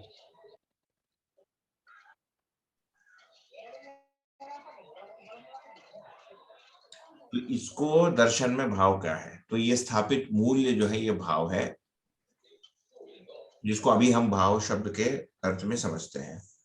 फिर लंबे समय जब हम लोगों के साथ व्यवहार करते हैं, उस व्यवहार का जो सम्मिलित जो स्वरूप है उसको स्वभाव नाम है। जैसे धीरता एक भाव है ना, या स्नेह, जैसे ममता सम्मान स्नेह में स्नेह, तो बिकॉज ममता एंड स्नेह ऐसी भाव है कि सभी लोग कभी ना कभी हम अनुभव किए ही हैं सामने वाले का हमारे प्रति ममता और स्नेह। छोटे बच्चे, मतलब हमारे पेरेंट, या मैं 45 वर्ष की आयु को हो गया, मेरा भाई 40 का हो गया, हमारी माँ लगभग 60 कितनी होगी, 67 की हो गई या 68 की हो गई, अभी भी वो कभी घर में कुछ माल बनता है तो हमारे भाई को खिलाना चाहती है, मुझे खिलाना चाहती है। ये ममता अभी तक गया नहीं, ठीक, ममता ही है। तो हम दूसरे से भी ममता का अनुभव करते हैं, स्वयं में भी दूसरों के लिए हमारे में ममता का भाव या स्नेह का भाव बनता ही है। जो निषेधात्मक है, जैसे द्वेष, इसको भी हम अनुभव करते ही हैं, ये अभाव है। इट इज अ भाव बट ऑफ टाइप अभाव, ठीक है। स्नेह का विलोम, कोई व्यक्ति पसंद नहीं है तो उसको जो रिजेक्शन का हमारे अंदर जो इम्पल्स होता है उसका नाम है द्वेष, नकारते हैं सामने वाले व्यक्ति को। तो ये स्थापित मूल्य, जो 9 स्थापित मूल्य है, ये भी भाव ही है, ये जब व्यक्त होते हैं इसी का नाम शिष्ट मूल्य है। शिष्ट मूल्यों के माध्यम से हमको स्थापित मूल्यों का पता चलता है। जैसे आपकी उदारता से मुझे आपने जो ममता का भाव है इसका पता चलता है, आपका संबंध में निष्ठा से मुझे आपके स्नेह का अनुभव होता है, आपके सरलता से मुझे आपका मेरे प्रति गौरव का या इन जनरल गौरव का अनुमान या आकलन या अनुभव होता है।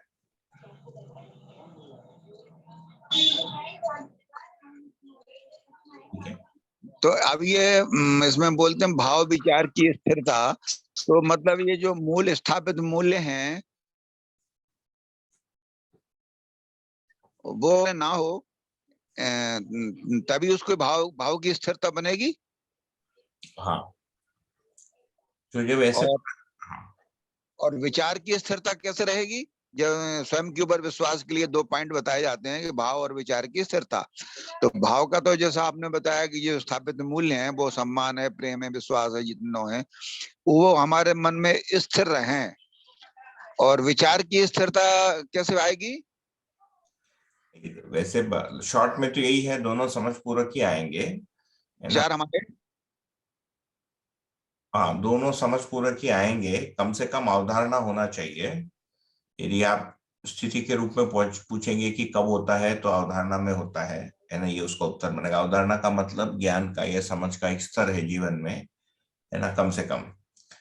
जब हम स्थिरता की बात करते हैं उसमें 2 चीजें आती हैं, परिस्थिति तथा समय, देश काल, है ना। हर समय एक व्यक्ति अस्थिर, ऐसा कोई भी मानव नहीं है, ठीक। मतलब एक व्यक्ति का भाव हर समय अस्थिर है, ऐसा कोई भी मानव आपको दिखेगा नहीं। अधिकांश लोग स्थिरता के साथ ही चलते हैं। कौन से परिस्थिति में वो कितना अस्थिर होंगे और कितने समय के लिए होंगे, इसमें भर अंतर होता है। Everybody has their pressure point. तो दर्शन में यदि देखेंगे तो अंततः जागृति पूर्वक ही हम वातावरण के दबाव से मुक्त होते हैं। उसके पहले भाव और विचार की हर देश काल में हमेशा के लिए, हमेशा मतलब हर काल में, हर समय के लिए, प्रत्येक परिस्थिति में स्थिर होना संभव नहीं है इन थियोरी। उसके पहले की स्थिति में क्या होगा, मैंने कहा अवधारणा, है ना। उसके पहले कैसे होगा, इन सारी चीजों पर समझने के लिए एक उदाहरण ले लेते हैं।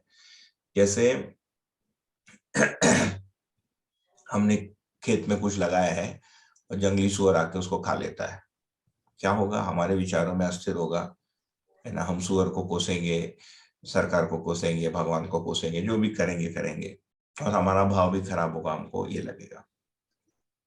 फिर हम अध्ययन करते हैं, अध्ययन पूर्वक हमको ये पता चलता है कि सुअर जो है वंशानुषंगीय होता है ना।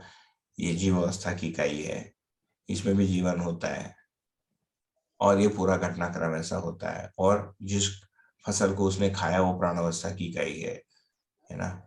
उसका भी स्वभाव शारक मारक है, और वो भौतिक रासायनिक रचना विरचना का एक क्रम है। साथ में हमारे पास ये भी जानकारी है कि हम जीवन और शरीर के, है ना, संयुक्त रूप में है, और कितना पैसा की आवश्यक है, जो भी। ये सारी चीजों के आधार पर उसी घटना का हमारे अंदर दूसरा भाव या स्थिरता बन सकता है, यदि ये सारी जानकारियां हैं हमारे पास। और यदि इसको हम किसी जगह पर, जैसे शबार जी ने उपयोग किया एक शब्द का, स्वीकार चुके हैं, किसी एक स्तर पर हम सेइंग, है ना, बिकॉज स्वीकारने के भी अलग अलग स्तर होते हैं। तो जब सुअर आपके उसमें खेत में आके खा लेता है, घटना वही घटी कि फसल बर्बाद हो गया, पर हमारा उसके प्रति संतुलित असंतुलित होना उस घटना के पीछे जो मूल कारण है उसके स्पष्टता के आधार पर है। इसलिए समाधान का जो परिभाषा है वो है क्यों और कैसे का उत्तर। तो मूल में यदि हम अस्तित्व के दर्शन से स्पष्टता को प्राप्त कर लेते हैं, जीवन ज्ञान में भी स्पष्टता को प्राप्त कर लेते हैं, तो कम से कम अस्तित्व में जो चीजें घटित होती हैं उसको तो लेकर हम असंतुलित या नीच भाव के नहीं रहेंगे। उदाहरण के रूप में मैं बढ़िया साइंटिस्ट हूँ, बट मैं भयभीत रहता हूँ कि कभी भी कोई भी मीटियोर आके मेरे घर के ऊपर गिर सकता है, क्योंकि मैं एस्ट्रोनॉमी पढ़ता हूँ एंड आई कैन सी की meteor shoot around at any time. ये मेरे में एक भाव बन गया भय का, ठीक है। परंतु यदि मैं ये निष्कर्ष पर आता हूँ कि नहीं, अस्तित्व स्थिर है, जागृति निश्चित है और मरने के बाद में बना ही रहूंगा और इसको मैं स्वीकार लेता हूँ, तो वो वाली कल्पना मुझ में नहीं आएगी, तो अस्थिरता नहीं रहेगी और मेरी भाव भी सही रहेगी।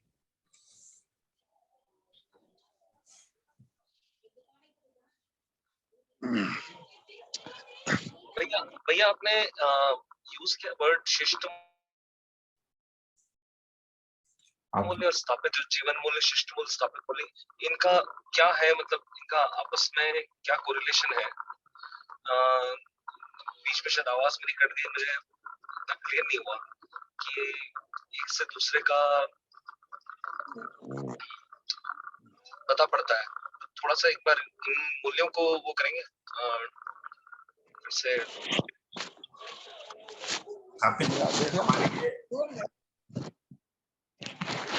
किसी को साइलेंस करना पड़ेगा एक मिनट। स्थापित मूल्य हमारे में स्थिति के रूप में बने रहते हैं और जो व्यक्त होता है उसका नाम है शिष्ट मूल्य। तो स्थापित मूल्य प्रत्यावर्तन क्रिया है।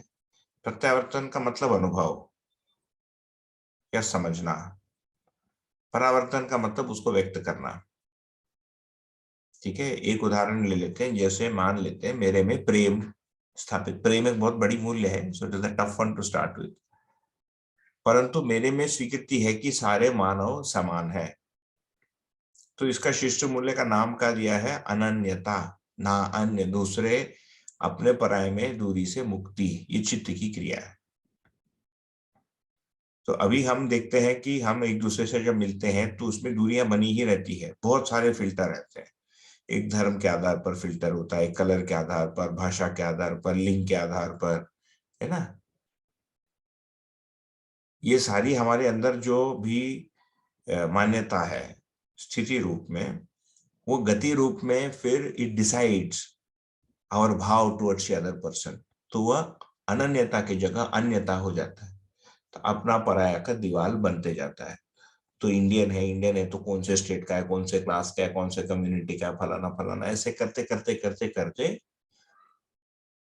हमारे अंदर जो शिष्ट मूल्य है, तो शिष्ट मूल्य बेसिक मतलब वो निर्धारित होता है। तो यदि ऐसे देखेंगे तो शिष्ट मूल्य आप हमारा दूसरे व्यक्ति के साथ जो ट्रैक्शन है ना, जो जुड़ाव है, उसको निर्धारित करता है। और स्थापित मूल्य जो है उस जुड़ाव के मूल में जो अनुभव है, जो स्वीकृति है या भाव है, उसको निर्धारित करता है। तो स्थापित मूल्य is what I am experiencing, शिष्ट मूल्य is what I am experiencing, both are always together, ऐसा बनेगा संबंध।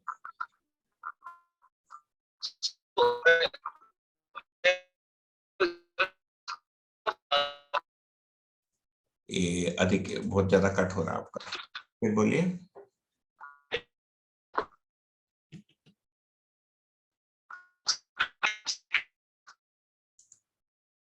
नहीं भैया,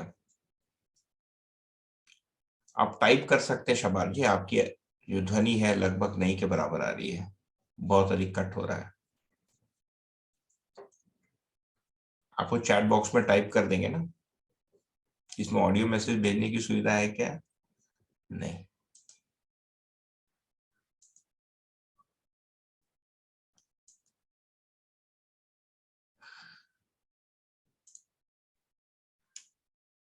ठीक ठीक है, नीरू जी ने, will just roll on, Shabar ji will wait for you, आप वापस आ जाइए, तो फिर आपकी आवाज नहीं आ रही है। नीरू दीदी ने लिखा है, यथार्थता, वास्तविकता और सत्यता को कैसे समझे, तीनों में क्या अंतर है? अंतर कुछ भी नहीं है, क्योंकि तीन शब्द है तो फिर हम अंतर के बारे में सोचना स्वाभाविक है। तीनों ही सच्चाई को बताते हैं। सच्चाई के अलग अलग स्तर हैं, क्योंकि हमने अभी अभी जैसे जो चर्चा किया कि हम मतलब मानव वास्तविकता के अलग अलग स्तर को देखने के ताकत से संपन्न है ना, एंड ये ऑलरेडी है, we can't do anything about it. है ना, उसके बहुत सारे हमने व्यवहारिक उदाहरण दिए। तो वास्तविकता का मतलब है रूप और गुण का संयुक्त रूप। सामान्य रूप से हम जो चीजों को देखते हैं और झूठ और सच के रूप में हम चीजों को मानते हैं, वो वास्तविकता ही है। इसीलिए हम बोलते हैं कि ये फैक्ट है कि नहीं है। फॉर एग्जाम्पल, साइंस, वैज्ञानिक जो मेथड है वो फैक्ट से संबंधित है, इट डील्स विद फैक्ट्स। इसीलिए बोलते हैं कि उसमें फिर एथिक्स और मॉरल्स नहीं आता, क्योंकि आप मैंने उसको आप मैंने वो फैक्चुअल नहीं है, उसको आप कैसे प्रूव करोगे? बिकॉज कोई भी चीज फैक्ट है, इसके लिए प्रूफ आता है। तो प्रूफ करने का मेथड में फिर साइंटिफिक मेथड डेवलप हुआ। पूरा जो वैज्ञानिक पद्धति है, वैज्ञानिक पद्धति का मतलब I mean the study of external reality, है ना, नॉट वो अभी साइंस के नाम से बहुत सारा होता है, उसको नहीं। ठीक, यथार्थता का मतलब जो जिसका जैसा अर्थ हो। अर्थ का मतलब क्या है कि इसका अस्तित्व में पोजीशन क्या है, ये किस प्रयोजन से है, ये यथार्थता है? तो इकाई के रूप, गुण, स्वभाव को जब केंद्रित कर लेते, उसको यथार्थता नाम दिया है। सत्यता का मतलब उसका जो होने का स्वरूप है, फंडामेंटल एस्पेक्ट ऑफ बीइंग, इसका नाम सत्यता है। तो इकाई और व्यापक वस्तु का जॉइंट जो है, उसका सत्यता है। तो ये वास्तविकता, यथार्थता और सत्यता।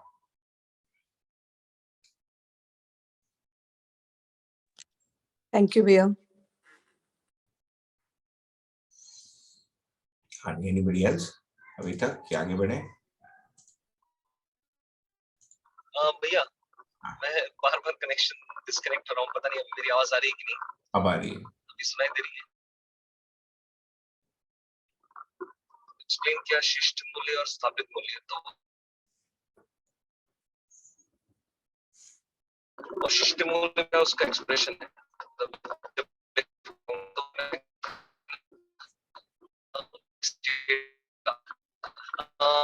इसका कोरिलेशन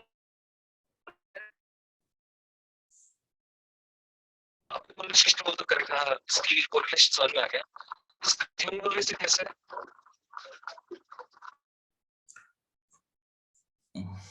काफी कटा आपको, बट आई एम थिंकिंग कि आपका लास्ट जो वो था कि जीवन मूल्य से क्या कोरिलेशन, ये कहा आपने?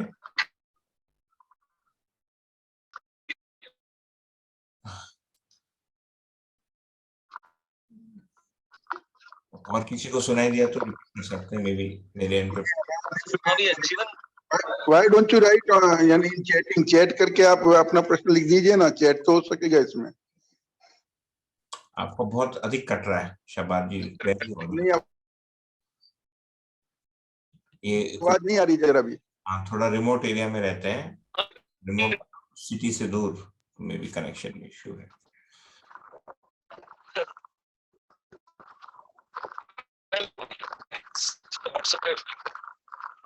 इसी जूम के चैट या व्हाट्सएप चैट, दोनों में से जूम के या व्हाट्सएप चैट में आप डाल सकते हैं। यदि ऑडियो मैसेज भेजना चाहते हैं, you can send it on the WhatsApp chat window, we can just play it and then it will be easier. Record करके भेजना इसमें नहीं हो पा रहा है।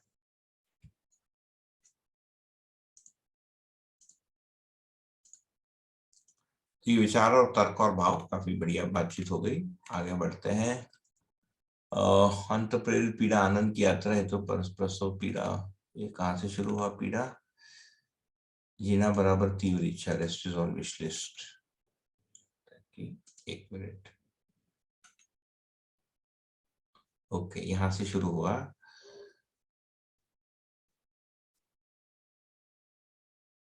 परिचय शिविर में जो भी हुआ वह अपेक्षा के रूप में है, और अध्ययन में जो अनुभव को पाने की तीव्र इच्छा मेरे भीतर आती है तो पीड़ा है।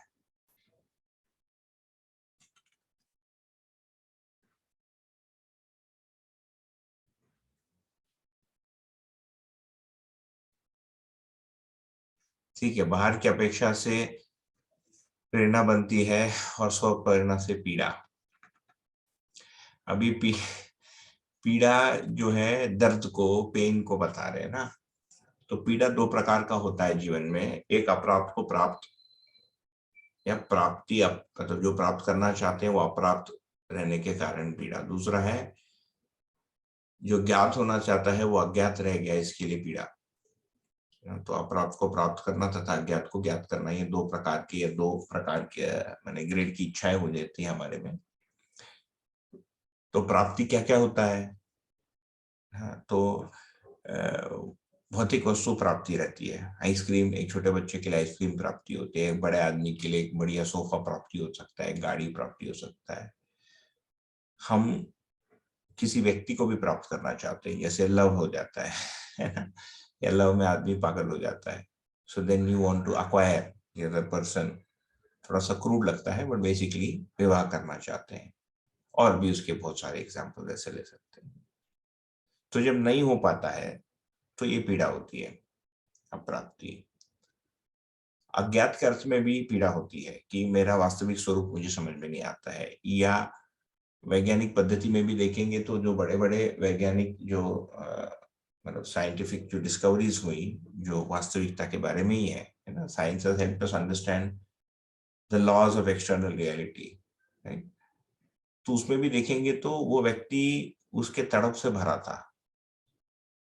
मुझे याद है हम स्कूल में भी पढ़ते थे कि क्वाइनाइन का जब डिस्कवरी था तो कोई ब्रिटिश डॉक्टर थे, and he was working in a place जहां लोग, सैकड़ों लोग मरते जाते थे, एंड ये जीरोड इन कि ये मच्छर काटने से मरते हैं। बट कौन से मच्छर में होता, उनको उसमें वो मिलता ही नहीं था, वो pathogen. And they, I remember reading in the book कि रात के 1:30-2 बज गया था, वो बहुत थक गए थे। ही हैड सीन हंड्रेड्स और thousands of sample that day. उनको लगा एक आखिरी सैंपल में देख लेता हूँ, फिर उसमें उनको पैथोजन मिल गई। उसको फीमेल एनोफिलीज मॉस्किटो है ना, वो पता किया उन्होंने कि इसके कारण होता है ना। ऑफ कोर्स लेटर ऑन जाके क्वाइनाइन भी बनता है, जो भी, कि उसमें वो काम करता है कि नहीं, उस अर्थ में। तो ये पीड़ा है, तो भीतर आती है पीड़ा। तो तीव्र इच्छा, हमारे अंदर पीड़ा होती है। पीड़ा के कई स्तर और कई स्वरूप होते हैं। पीड़ा डज नॉट मीन तड़पना always, and one kind of तड़पना, ठीक है। बाकी तो ठीक है, बाकी somebody has responded to him। आनंद माने ये रिस्पॉन्ड किया कुछ, ठीक है, बढ़िया। डिस्कशन इज मोस्ट वेलकम, ठीक है। आई थिंक ये जो शायद व्हाट्सएप की चैट विंडो में जो आया है, इन चीजों को तो हम पूरा कर चुके हैं। ये तो हो गया था पिछली बार, आवर्तनशील विधि से अंतर संगीत, बाह्य संगीत, इसको तो हम पूरा कर दिए हैं, ठीक है। हाउ जीवन मूल्य इज कनेक्टेड विद स्थापित मूल्य एंड शिष्ट मूल्य, शबार्दी ने भेजा है। जीवन मूल्य वेरी मच कनेक्टेड, क्योंकि स्थापित और शिष्ट मूल्य जो भी हो रहा है जीवन के अंदर ही हो रहा है। तो किसी भी व्यवहार, विचार, घूमना फिरना, बाह्य अनुभव, इंद्रिय अनुभव का जो नेट रिजल्ट है वो किसी तृप्ति के रूप में है। तो कुल मिलाकर स्थापित मूल्य जो है तृप्त होने की विधियां हैं, या स्थापित मूल्य का जो अभाव है वो तृप्त नहीं, मतलब अतृप्ति जो है वो स्थापित मूल्य नहीं अनुभव होने के कारण है ना। जैसे दुख है, तो जब द्वेष होता है मन में और वो फिर चित्त तक चले जाता है, स्टोर हो जाता है, and then we are not able to get rid of a particular person, कि हमारे अंदर द्वेष हो गया, रिजेक्शन हो गया एक व्यक्ति का, तो ये दुख का कारण बनता है। सो दुख if you see is a जीवन, मतलब नॉट अ जीवन मूल्य, अमूल्य है, अभाव है, परंतु हमारे अंदर एक अनुभव हो रहा है जो किसी स्थापित मूल्य के नहीं होने के कारण है। It is the absence of what should have been, उसके कारण या उसके विलोम, उसके विपरीत हमारे अंदर कोई टेंडेंसी बन गई। स्नेह का मतलब एक्सेप्टेंस, स्वीकारना है ना, द्वेष का मतलब रिजेक्शन। तो उसका जो प्रभाव है हमारे अंदर वो द्वेष के दुख के रूप में आता है। ठीक वैसे ही मैं ताजमहल बनाना चाहता हूँ, मेरे में एक इच्छा है, कैसे बनाना है मेरे को स्पष्ट ही नहीं हो रहा है तो अशांति है। या कैसे बनाने मैंने स्पष्ट कर ली, पैसा कहाँ से आगे पता नहीं चल रहा है तो अशांति है। तो किसी भी घटना या क्रिया के मूल में क्यों और कैसे का उत्तर हमको नहीं मिल पा रहा है, इसके कारण अशांति होती है। ये वृत्ति में अनुभव होता है, उसका दुख मन में भी आएगा। और इसके विलोम में, विलोम का मतलब उल्टा पलटा के यदि देखेंगे तो कैसे करना हमको स्पष्ट हो जाता है तो शांति मिलती है। ठीक, तो ये दुख और अशांति और सुख और शांति तो हम में से सभी लोग अनुभव किए ही होंगे। तो शिष्ट मूल्य भी ऐसे ही है। तो हम सीख से व्यक्त नहीं कर पाए या सामने वाला व्यक्ति ठीक से व्यक्त नहीं कर पा रहा अपने सरलता या अपने कृतज्ञता को, ठीक सरलता के रूप में, उसको जब हम देखते हैं तो हम इस निष्कर्ष पर पहुंच जाते हैं कि वो कृतज्ञ नहीं है। हमारे अंदर एक निष्कर्ष बन गया, वो हमारे लिए दुख का कारण बनता है। तो सुख और दुख ये सारे स्थापित शिष्ट मूल्यों का अनुभव करने या स्थापित मूल्यों का अनुभव करने या नहीं होने, भाव या अभाव, शिष्ट मूल्यों का होना या नहीं होने के फलन के रूप में है। So if you look at it, मन में 32 प्रकार के आस्वादन है। So there are 32 kinds of happiness और sources of happiness, इसको ऐसे भी आप देख सकते हो। वृत्ति में 18 प्रकार के तुलन है। So there are 18 causes for शांति या अशांति में। 8 प्रकार के चित्र। I'm just giving a broad, just to give a broad idea. There are 8 causes for Santosh, contentment या discontentment in us। ऐसा ये इनके बीच में अंतर संबंध है ना, सारे जीवन क्रिया में ही हो रहा है। शबाद जी ने ऑडियो भी भेज दिया, हम प्रिज्यूमिंग वही लिखा वही।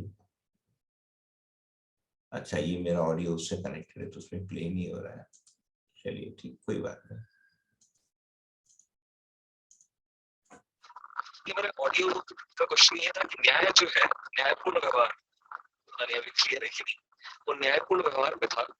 तो न्यायपूर्ण व्यवहार को जो डेफिनेशन आई है उसमें है सत्य, सहज भास, संबंध, मूल्य, मूल्यांकन और उभय तृप्ति। ये हालांकि मैं कुछ तो इसको गेस कर पा रहा हूँ, बट मैं जानना चाहता हूँ आपसे कि थोड़ा इसको अगर एक्सप्लेन कर पाए।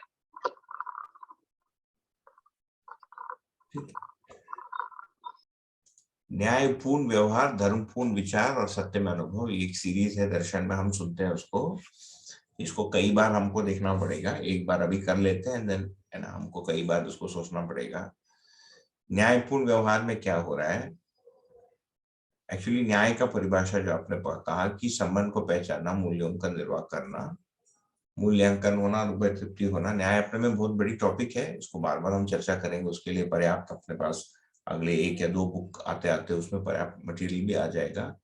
बट कुल मिलाकर यहाँ पर ये कहना चाह रहे हैं कि न्याय दूसरे मानव के साथ जो पूरकता का जो संतुलन बिंदु है उसको पहचान कर उसमें जब हम खड़े हो पाते मतलब रह पाते हैं और उसके अनुरूप हम व्यवहार करते हैं। व्यवहार करेंगे तो शिष्ट मूल्य व्यक्त होगा ही, सरलता होगा है ना, उदारता होगा या निष्ठा होगा है ना, इस प्रकार की चीजें, या सहयोगिता होगी। वो जब संतुलित रूप में होता है या मान्यता के अर्थ में होता है, उसका नाम है न्याय, और वो सुख का एक कारण या सुख का एक स्रोत बनता है। अभी भी न्याय का भास आभास इसी विधि से होता है हमको।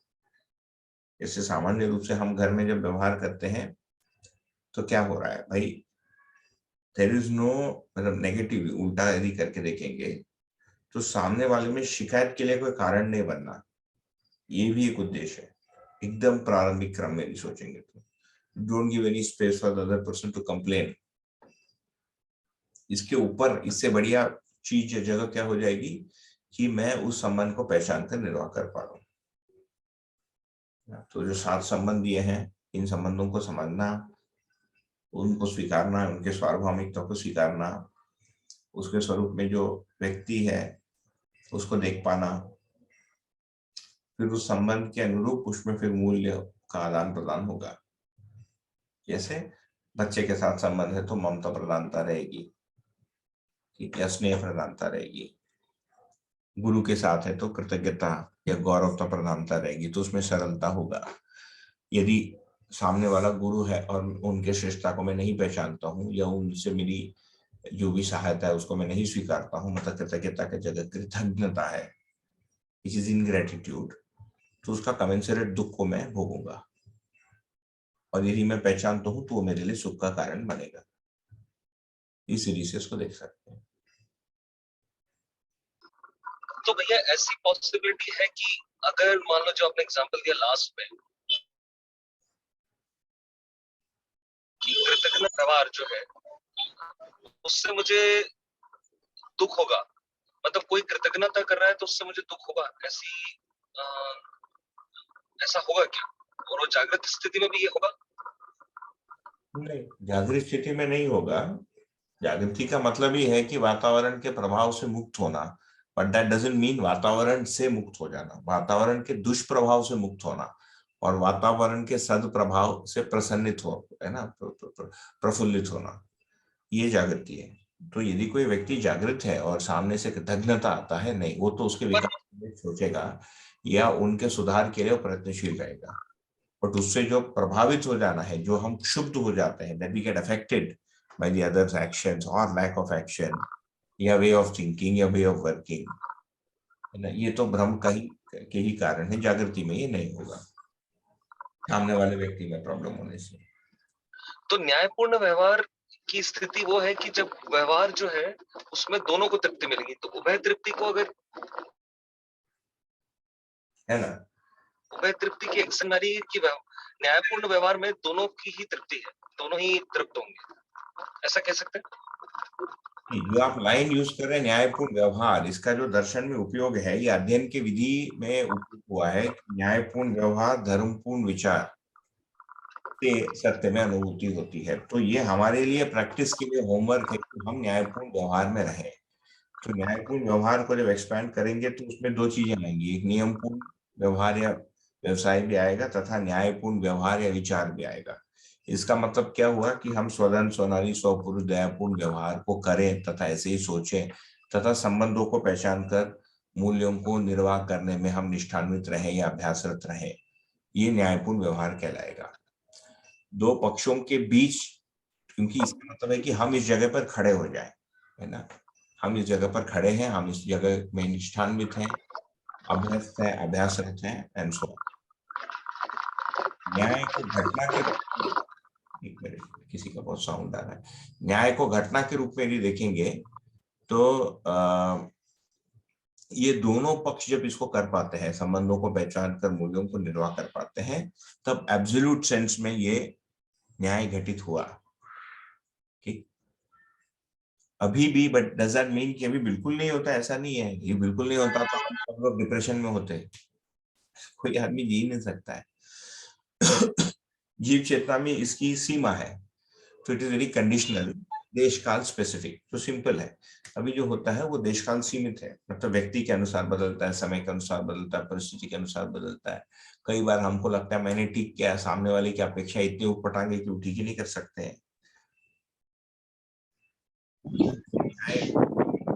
व्यवहार का एक एग्जाम्पल लेते हैं कि एक छोटा बच्चा को सर्दी है और वो आइसक्रीम खाना चाहता है या कोई मिठाई खाना चाहता है, हमको पता है इससे कब बनेगा और रो रहा है, तो वह तृप्ति इस पे नहीं होगी, परंतु हमारे ओर से न्यायपूर्ण व्यवहार होगा, क्योंकि हमारे में यदि ममता है तो ममता उसके स्वास्थ्य के समझ या ज्ञान के साथ ही रहेगा, उसके अनुरूप हम सही निर्णय लेंगे जो उसके स्वास्थ्य के अनुकूल है। तो न्यायपूर्ण व्यवहार का मतलब है कि टेकिंग द राइट स्टैंड और द राइट पोजीशन। इट में always not lead to a मैंने उभय तृप्ति। इस सामने बच्चा तो ना समझ है ना, ही डजंट नो, ही और शी डजंट नो उसके लिए क्या उपयोगी है, तो वो नहीं कर पाएगा निर्णय को। भैया बच्चे का एग्जांपल अगर ना ले थोड़ी देर के लिए, बट एडल्ट्स के केस में ऐसा पॉसिबिलिटी है कि तो मैं अगर न्यायपूर्ण व्यवहार पे हूँ तो मैं उसकी पात्रता अगर नहीं है तो मैं उस चीज को भी लेके ही नहीं आऊंगा पिक्चर में, या मैं पात्रता को बढ़ाने का काम करूंगा। बच्चे केस को एक अलग हटा दें तो कोई ऐसा केस हो सकता है जब मैं न्यायपूर्ण व्यवहार कर रहा हूँ और उभय तृप्ति ना हो। होगा ना, बिल्कुल। आप यदि न्याय दृष्टि की जगह खड़े हैं, जो सही है उसको कर रहे हैं, और सामने वाला व्यक्ति का अपेक्षा कोई रुचि मूलक है, इंद्रिय मूलक है या मान्यता पूर्वक है, आपको पता है कि मान्यता के अनुकूल नहीं है, तो वह तृप्ति नहीं होगा। ठीक है ना? जैसे अब बहुत सारे घरों में मतलब एक आध एग्जांपल लीजिए भैया। भाई मान लेते हैं कि मैं एक बहू हूँ, किसी घर में जाता हूँ, है ना, मुझे कुछ काम करना है और मुझे पता है कि इतने टाइम में मुझे काम करना है, और सामने वाले जो मेरी सास है उनकी कोई धार्मिक या कोई कोई जातिगत कोई मान्यता है, तो वो चाहती है कि मैं भी उनके साथ वही चीज बोलूं, है ना, जो मुझे पता है कि मान्यता के विपरीत है। ठीक, या ऐसे ही कोई एक्शन करूं जो मान्यता के विपरीत है, तो उसको हम नहीं करेंगे, क्योंकि हमको पता है कि ये सही नहीं है, उससे उनको तृप्ति तो नहीं होने वाली, उनकी अतृप्ति बनी रहेगी। अच्छा, हम पूरा कर भी रहे हैं, उसके बाद भी वी नो दैट, स्पेशली जब है ना बहुओं का जब लोग मूल्यांकन करते हैं तो बड़ा कठोर होता है, वो कुछ भी करते हैं वेरी इम्पॉसिबल टू प्लीज, क्योंकि वो प्लीज होना ही नहीं चाहते हैं। तो इसमें आप हम अपने ओर से सही कर रहे हैं और सामने वाला उसमें तृप्त नहीं हो रहा है। ठीक। अच्छा, कई बार हम ऐसे निर्णय लेते हैं, जैसे मैंने अपनी जॉब छोड़ी 13 वर्ष पहले, इससे मेरे पिताजी बड़े दुखी हुए। मैं और मेरे पिताजी एक ही टाइम रिटायर हो गए, है ना, मैं उनका बेटा हूँ, हमारा रिटायरमेंट का डेट एक ही है, उनको ये पचा ही नहीं। अच्छा, मुझे पता था ये करना ही है मुझे, यदि नहीं करता तो मैं आयु भर दुखी हो रहता। ठीक। अब उनके लिए जो स्वीकृति और मान्यता है वो ये है कि मेरा भौतिक मैंने जो आगे का जो स्थिरता है वो रहे, वो अपेक्षा उनकी सही थी, वो कोई गलत नहीं है। उस समय शायद मैं भी ठीक से कम्युनिकेट नहीं कर पाया, बट उससे बड़े परेशान हुए। मैं एक्चुअली 2 बार नौकरी छोड़ चुका हूँ, पहले एक बार 25 साल के आयु में छोड़ दिया था, फिर जीवन विद्या के संपर्क में आया, फिर 5 साल फिर काम किया, फिर छोड़ दी। सो डबल टाइम, है ना। पहली बार जब छोड़ा था तो बड़े परेशान हुए थे, because just career was just taking of, है ना, 24 में छोड़ दिया मैंने, 25 में। तो उसमें मैं ये नहीं कह रहा हूँ कि मैंने जो किया वो न्याय है, बट मेरे लिए जो सही है, जो एक अनिवार्य एक निर्णय है, मुझे लेना ही पड़ा, और वो निर्णय मेरे लिए सही था, उनके नजरों में गलत है। मतलब अगर मैं उसके डीप में मुझे लगता है कि मतलब खाली हालांकि एग्जांपल्स लेना गलत है इसमें, बट फिर भी जैसे अगर अपन बाबा नागराज का एग्जांपल ले तो he waited because his father said कि नहीं यार तुम अभी ये सब छोड़ो, तुम तो भी मेरी सेवा करो, and he waited. Now the question which is basically, मैं इसलिए न्यायपूर्ण व्यवहार को लेके आ रहा हूँ। हम कुछ एक्शंस कर रहे हैं, वो शायद हो सकता है कि क्योंकि हमको सही लग रहा है या हमारी स्थिति वैसी है। अगर अपन न्यायपूर्ण की डेफिनेशन को इसलिए दोनों वो एक खाली क्रिया के एग्जांपल थे कि उस जगह पे मतलब सास बोल रही है कुछ पर्टिकुलर चीज करने का और वो बहू को एक्सेप्टेबल नहीं है फॉर एग्जाम्पल। बट अगर जैसे ही मुझे न्यायपूर्ण व्यवहार के लिए मुझे मेरे जीवन लक्ष्य, मुझे मानव लक्ष्य अगर मान लो क्लियर होता है, संबंध क्लियर होता है, तो मैं उसके हायर ऑर्बिट पे जाऊंगा ही जाऊंगा। मैं फिर वो लोअर ऑर्बिट की चीजों को छोड़ दूंगा कि अच्छा ठीक है ये करवाना चाहते हो कर लो यार, कोई दिक्कत नहीं। तो अगर ट्रू सेंस में न्यायपूर्ण व्यवहार है, व्यवहार मुझे नहीं लगता कि वो, पता नहीं, या तो मैं अभी इतना सोच नहीं पा रहा हूँ, बट उभय तृप्ति ना हो ऐसी पॉसिबिलिटी नहीं है। भैया देखिए, न्याय घटित होना और न्यायपूर्ण व्यवहार करना, इसमें पहले भी मैंने निवेदन किया था, इसमें है हम भेद करें। न्यायपूर्ण व्यवहार में हम सही के पक्ष में खड़े हो गए, है ना, और दो मानवों के बीच तृप्ति जो है न्याय के रूप में घटित होना। न्याय अनुभव का एक रिफ्लेक्शन है, सत्य का एक रिफ्लेक्शन है ना। धर्म भी सच्चाई का एक रिफ्लेक्शन है, यह सच्चाई का एक स्तर है, सत्य भी वैसे ही है। सो न्याय is as much solid reality as the behavior of, let us say, uranium. This is what the darshan is saying, right? Uranium के बिहेवियर के लिए आपको दो इकाइयों के बीच संबंध को देखना पड़ेगा। तो दो मानवों के बीच, तो जागृत मानवों के बीच जिनमें न्याय दृष्टि है और परस्परता में एक ही विधि से प्रयोजन के अर्थ में संबंध को पहचान कर मूल्यों के निर्वाह करते हैं, तभी ही उभय तृप्ति की संभावना है। एक पक्ष सही है, न्याय में जगह खड़ा है, और दूसरा पक्ष गलत है, वहां पर हमको न्याय घटित हुए नहीं मिलेगा, क्योंकि one side is flawed. No, you are trying to join stainless steel with rusted iron, वो होगा नहीं। न्याय is stainless steel interacting with stainless steel, पहले इसको फिक्स करना पड़ेगा, ठीक। देन जो आज की जो सिचुएशन है, मान लेते थियरेटिकल, क्योंकि मानव कल्पनाशील है ही, मैं भी सोचूंगा, आप भी सोचेंगे, क्वेश्चन पूछेंगे, आज तो होता ही है कि मैं सही हूं, मैं समझ गया, मैं न्याय की जगह खड़ा हूं, लेट अस प्रिज्यूम मैं स्टेनलेस स्टील हो गया, सामने रस्टेड आयरन आ गया, तो वो अपना रस्ट के अनुसार हमसे अपेक्षा करता है। मैं अपने कॉलेज के दोस्त को मिलता हूँ या अपने बहनों से मिलता हूँ, वो बोलता है हमारे साथ आके बियर पियो, या मेरे साथ मुर्गा खाओ, मुझे नहीं खाना है, नहीं पीनी है। ये तो बिना दर्शन पड़े भी लोगों के लिए सब विडंबना होती है, ठीक। उसका उभय तृप्ति उसमें क्या करेंगे, उसका अपेक्षा ही उटपटांग है, तो उसको पूरा करने का कोई प्रश्न बनता ही नहीं। अच्छा, तो इसमें न्यायपूर्ण व्यवहार क्या बचेगा, बिना उनको घायल किए हम अपने पक्ष को बना के रखना, ये फिर धीरता में आ जाएगा। बिना उनको तकलीफ दिए, बिना उनको पीड़ित किए, बिना हमारे ओर से मिनिमम पीड़ित हुए, वो अपने से पीड़ित होना है तो होकर ही रहेगा, आप उसमें कुछ कर नहीं सकते। वो तो तब भी होगा जब आप एकदम पूरा परफेक्ट, तो कुछ नहीं कर सकते। सो यू विल नेवर, तो हम ऑब्वियसली कुछ ऑब्वियस ये नहीं करेंगे, बट सामने वाला हर समय तृप्त होगा, इर्रेस्पेक्टिव ऑफ उसकी जागृति की स्थिति। ये मेरे न्याय का प्रमाण है, जागृति का प्रमाण है, ये नहीं बनेगा,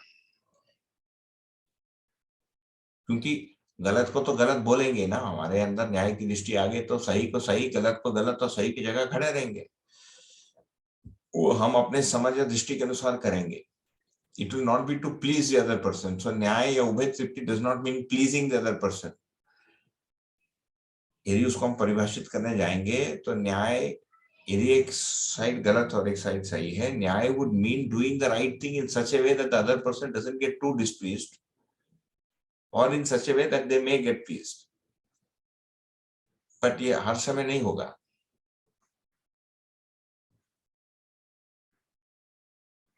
इसको इस तरह से बोल सकते हैं कि न्याय में जब करने जाऊंगा तो वुंड क्रिएट नहीं होगा।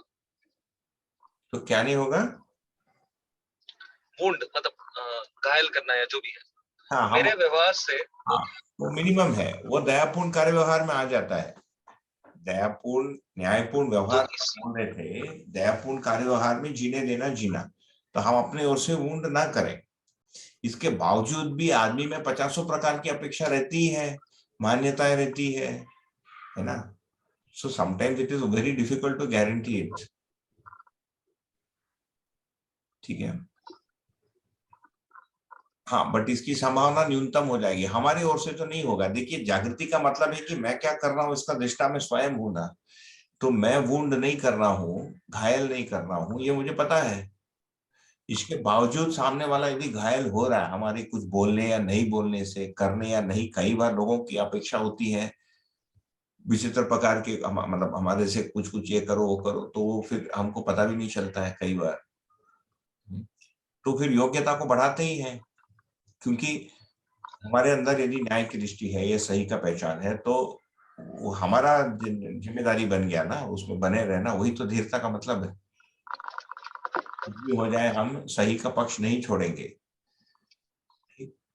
बट या वुंड करने की संभावना मिनिमल हो जाती है, but it is not zero, because it is dependent on सामने वाले व्यक्ति की मान्यता।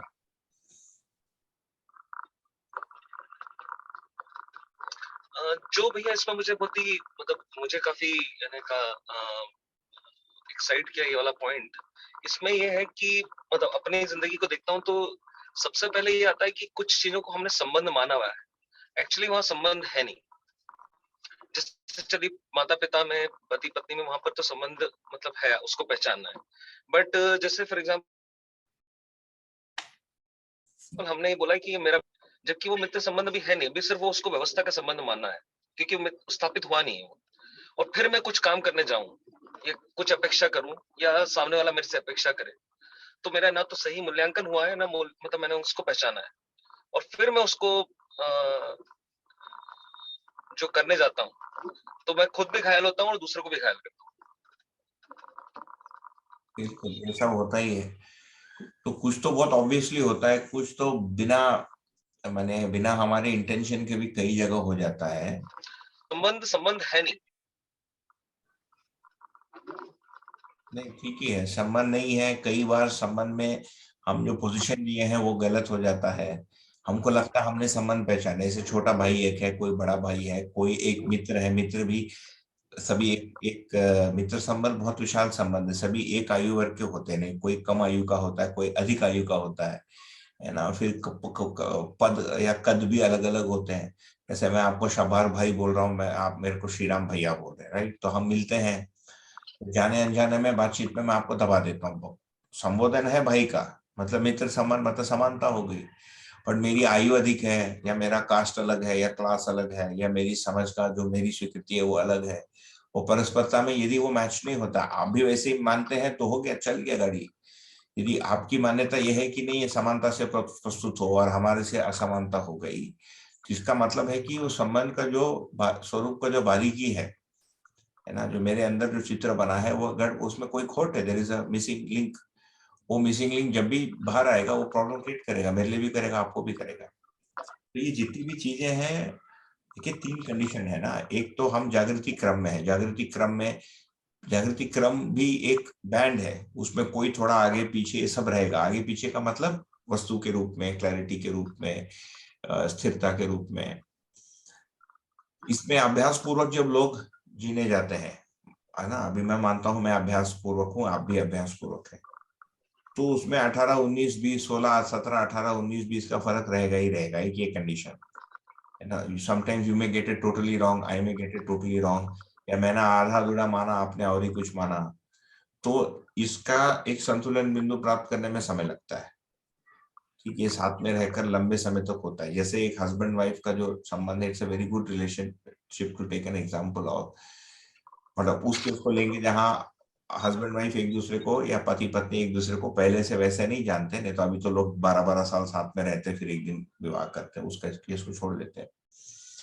तो एक संतुलन बिंदु को हम प्राप्त करते हैं, है ना। अब मैं व्यतीत तो सतीत को पढ़ लिया, पत्नी भी पढ़ ली, बट कौन से पोजीशन में कैसे रहना है, फिर उनको क्या ठीक लगता है क्या नहीं ठीक लगता है, मेरे अंदर क्या कमी है, उनके अंदर क्या कमियां हैं, both are work in progress, है ना, and in different ways. Exactly तो दो आदमी एग्जैक्टली तो एक जैसे तो होता नहीं, उसके एक संतुलन बिंदु को पहचानना पड़ता है। और जब भी वो ऑफ होता है उसको रिबैलेंस करना पड़ता है।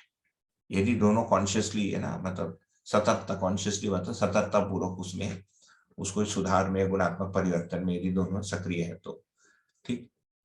तो एक ये कंडीशन है जहां पर हम सतर्कता पूर्वक उसको करेंगे, there will be mistakes, but only thing is mistakes की एम्पलीट्यूड और मतलब फ्रीक्वेंसी ये कम होनी चाहिए over period of some years, किसी में जल्दी हो जाएगा।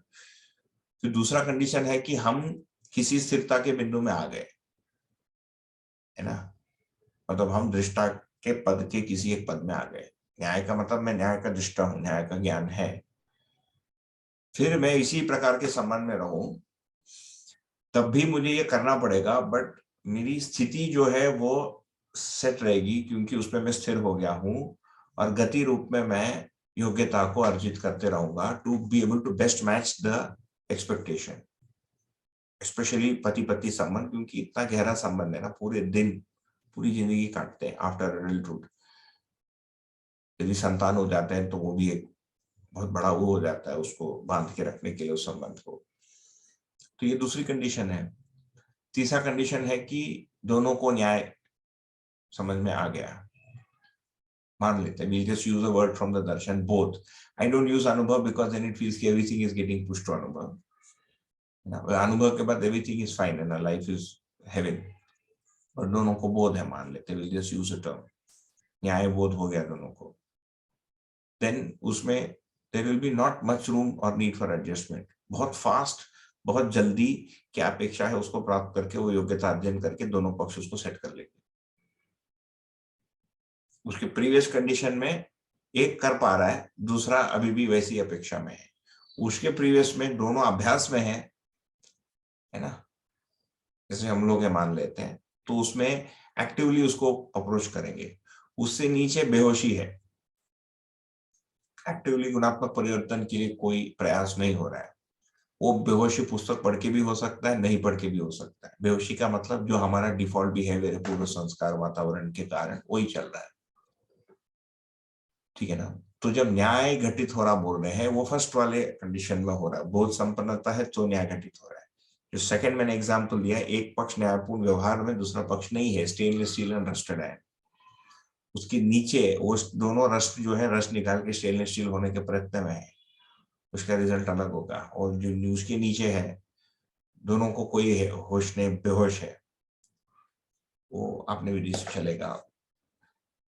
जो लास्ट में जो एग्जांपल लिया, बेहोशी में भी उस व्यक्ति को अपना ये सही ही माने लगेगा।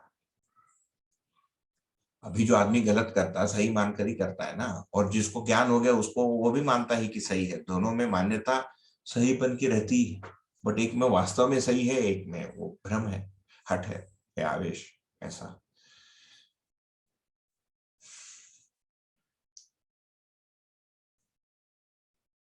ठीक है जी, बढ़िया भाई। भैया एक प्रश्न है, थोड़ा वॉइस मेरी गला खराब है। आध्यात्म में एक वाक्य हमेशा यूज होता है, समस्त श्रम विश्राम के लिए है, उसका थोड़ा सा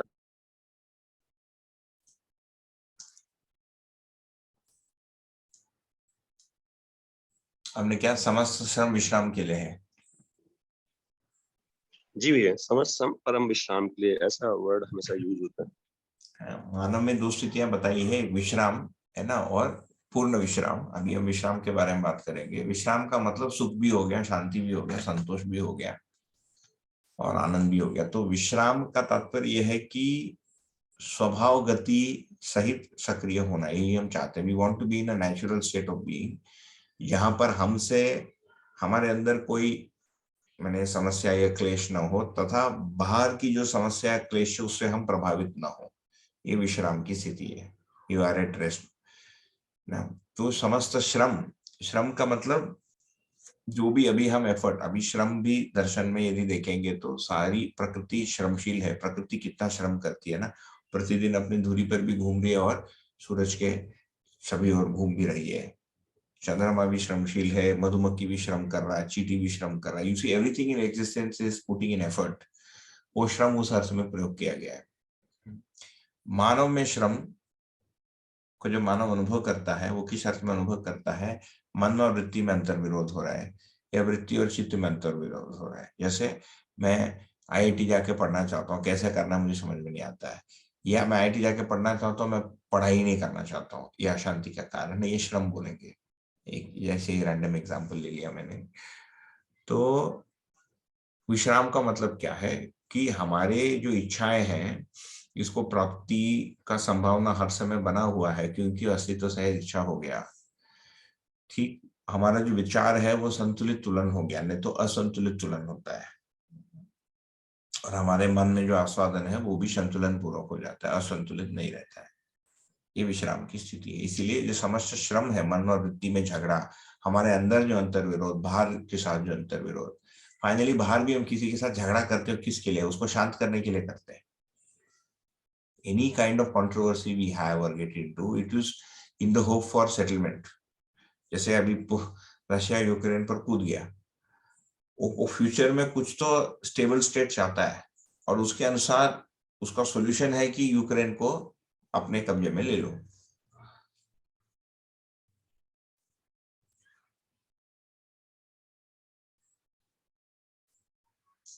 ठीक है भाई साहब?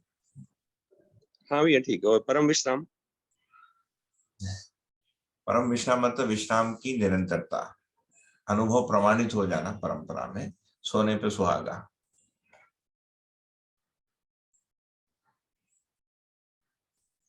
हाँ ठीक है भैया, क्लियर।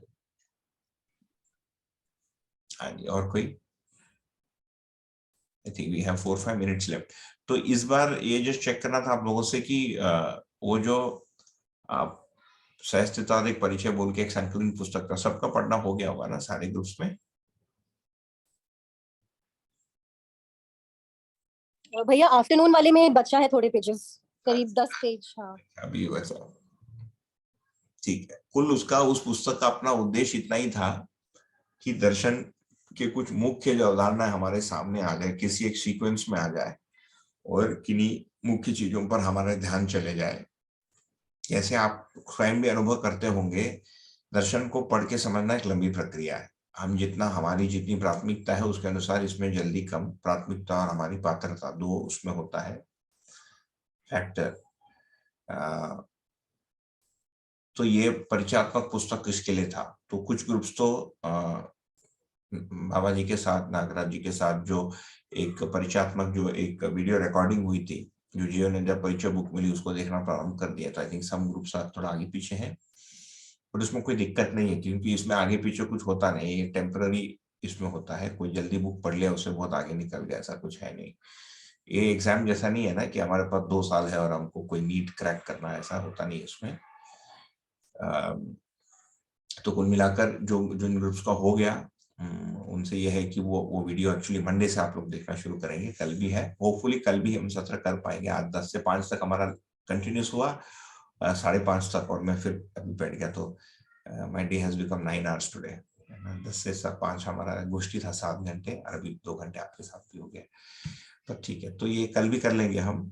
एंड मंडे ऑनवर्ड्स सभी लोग उस पर जो वीडियो है उसको देखेंगे। उसके बाद हम पुस्तक को भी पढ़ेंगे और उससे जो चीजें स्पष्ट नहीं, जैसे हम देख ही रहे हैं, सभी का जो ध्यान है वो अलग अलग जगह, अलग अलग समय, अलग अलग जगह होता है। कोई व्यवहार पे पूछता है मतलब सोचता है, कोई जीवन क्रिया पर सोचता है ना, कोई अस्तित्व के बारे में सोचता है, अस्तित्व दर्शन संबंधित मुद्दों पर चले जाता है। तो जैसा हमारा जिज्ञासा है उसके अनुसार हम अपने जिज्ञासाओं को मैंने व्यक्त करेंगे, और दूसरों की जो हम चीजें सुनते हैं उससे हमको काफी लाभ होता है। मैं भी इसी प्रोसेस से गुजर भी रहा हूँ। अन्य लोगों को सुनने से हमारा भी उन मुद्दों पर ध्यान आकर्षण हो जाता है, और कई बार उसी बात को बार बार सुनने से हम जो सोचे हैं या निष्कर्ष बनाए हैं उसकी पुष्टि भी मिलती है, ये उसमें कोई नई चीज बनती है। तो ये एक प्रकार से चक्रीय क्रम है, इट्स अ साइक्लिकल प्रोसेस है ना। मतलब सहज रूप से जीवन कैसे ही बना है, ऐसा नहीं कि मध्य दर्शन का ही ऐसे है। आप कोई भी दर्शन को पढ़ने जाएंगे तो ऐसे ही। तो बढ़िया है ना। तो यहाँ रोक लिया, आज कल मिले हम लोग, कुछ जो भी बचे हुए क्वेश्चन है।